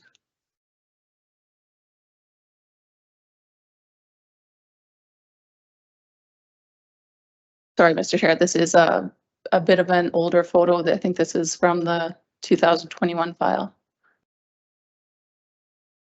There are some newer areas there. I don't know if we can pull that up at all or not. Actually, if you click on the web map, it'll take you right to that location and you can look at our current air photo for 2022.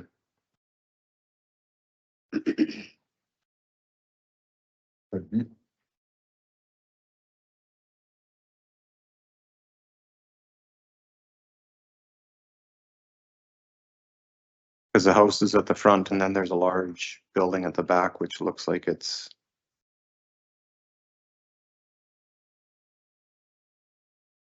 Yeah, describe to me what cattle functions go on in that large building. I'm sorry, I'm actually not sure what that bigger building is. I was only aware of the one on the south end here. And what And then I thought that they had some fences in the back. And I apologize for not being more informed on this. This was a conversation that I just had. So to me, it looks like there's some other kind of operation occurring in this property other than agriculture. Is there a business being run out of this property? Not that I'm aware of. And again, I apologize. The landowner was going to be here, and I was, just asked to give the background on why it was CR5 in the first place. And I should have asked a couple more questions. So I apologize. So obviously, the landowner wants to put it to CR5 so he gets farm taxes on these buildings instead of non-residential taxes, right? Yeah, he wants it agricultural, right? So he wants the tax rate lowered on these buildings. My understanding is that taxes are based on use and not the zoning. So I don't think that that's correct. So what is the use? And you said it's for cattle, but we don't see any evidence of that. Mr. Chair, the use as described to me was agricultural in nature, and I believe that this came out of a compliance issue. So, Tyson, would you be able to provide any more detail on the background of the compliance issue? Yes, so if I'm correct, the large building there, I don't believe they hold permits. So with the agricultural zoning, it would be considered a farm building, and thus they would not need development permits for farm buildings. I do not know.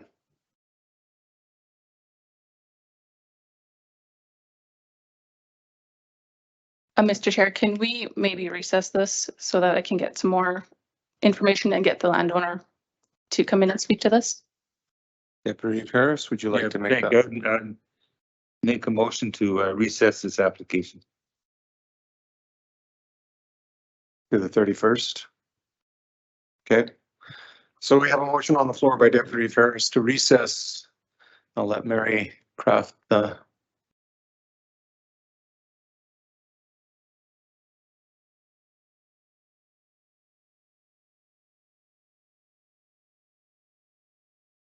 So we have a motion on the floor by Deputy Harris that the public hearing for bylaw 2680-23-032 be to redesignate plan 12122236 block 2 lot 5 part southwest 2974-5 west of 6 from country residential CR5 to district to the agricultural district be recessed to October 31st, 2023. I'll call the question.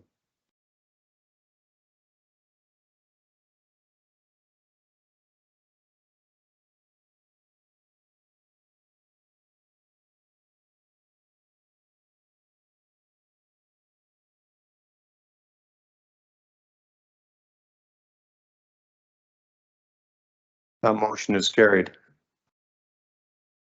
Thank you for coming in, Valerie. Thanks. So with that, we are done our afternoon of public hearings. Interesting. And there's nothing else on the agenda. So go ahead, Councillor Beaupre.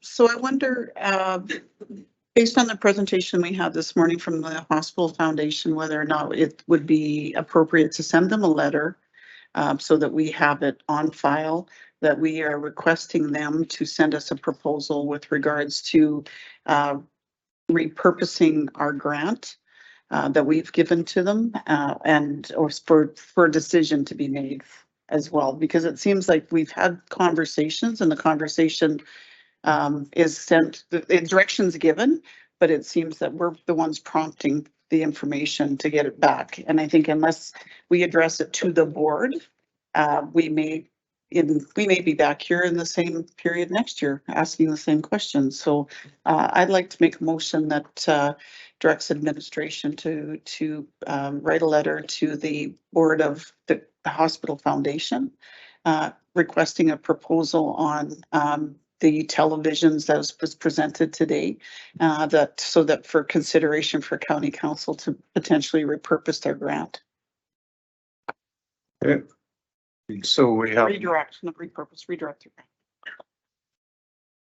We have a motion on the floor. The council direct administration to write a letter to the Grand Prairie Hospital Foundation, Regional Hospital Foundation.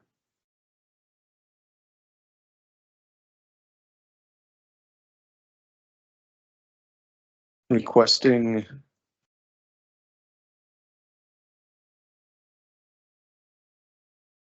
a proposal, requesting a proposal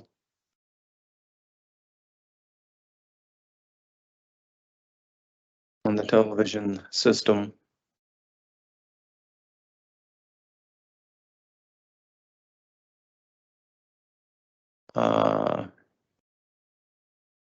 Be submitted for council's consideration to repurpose, redirect the existing grant.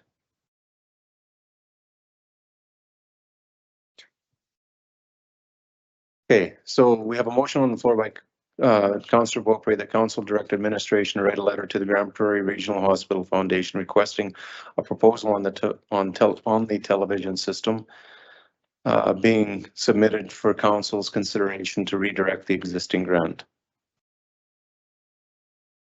Is there any further discussion? Councillor Balderson. Thank you. My concern is, so the hospital was built and all hardwired for TVs. There was a donor that wanted to donate TVs for the whole hospital. Alberta Health said no. So now they're saying okay, but they put the numbers forward, which are $500,000 for TVs.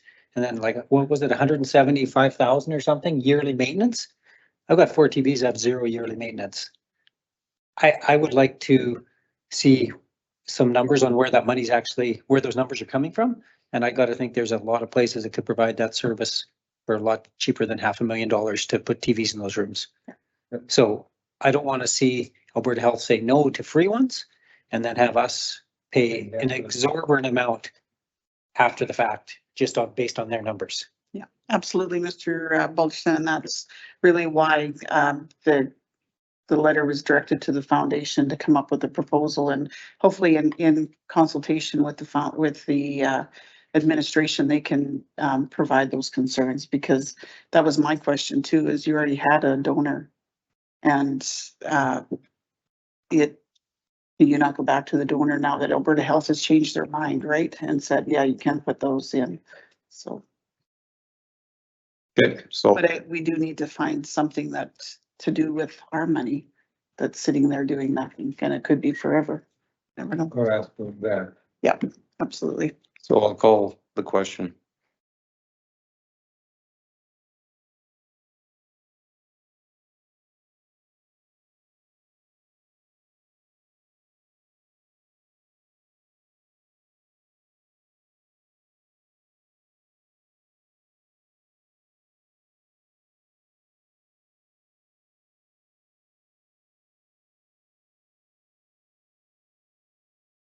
That motion is carried. So with that, we are done. So we are adjourned.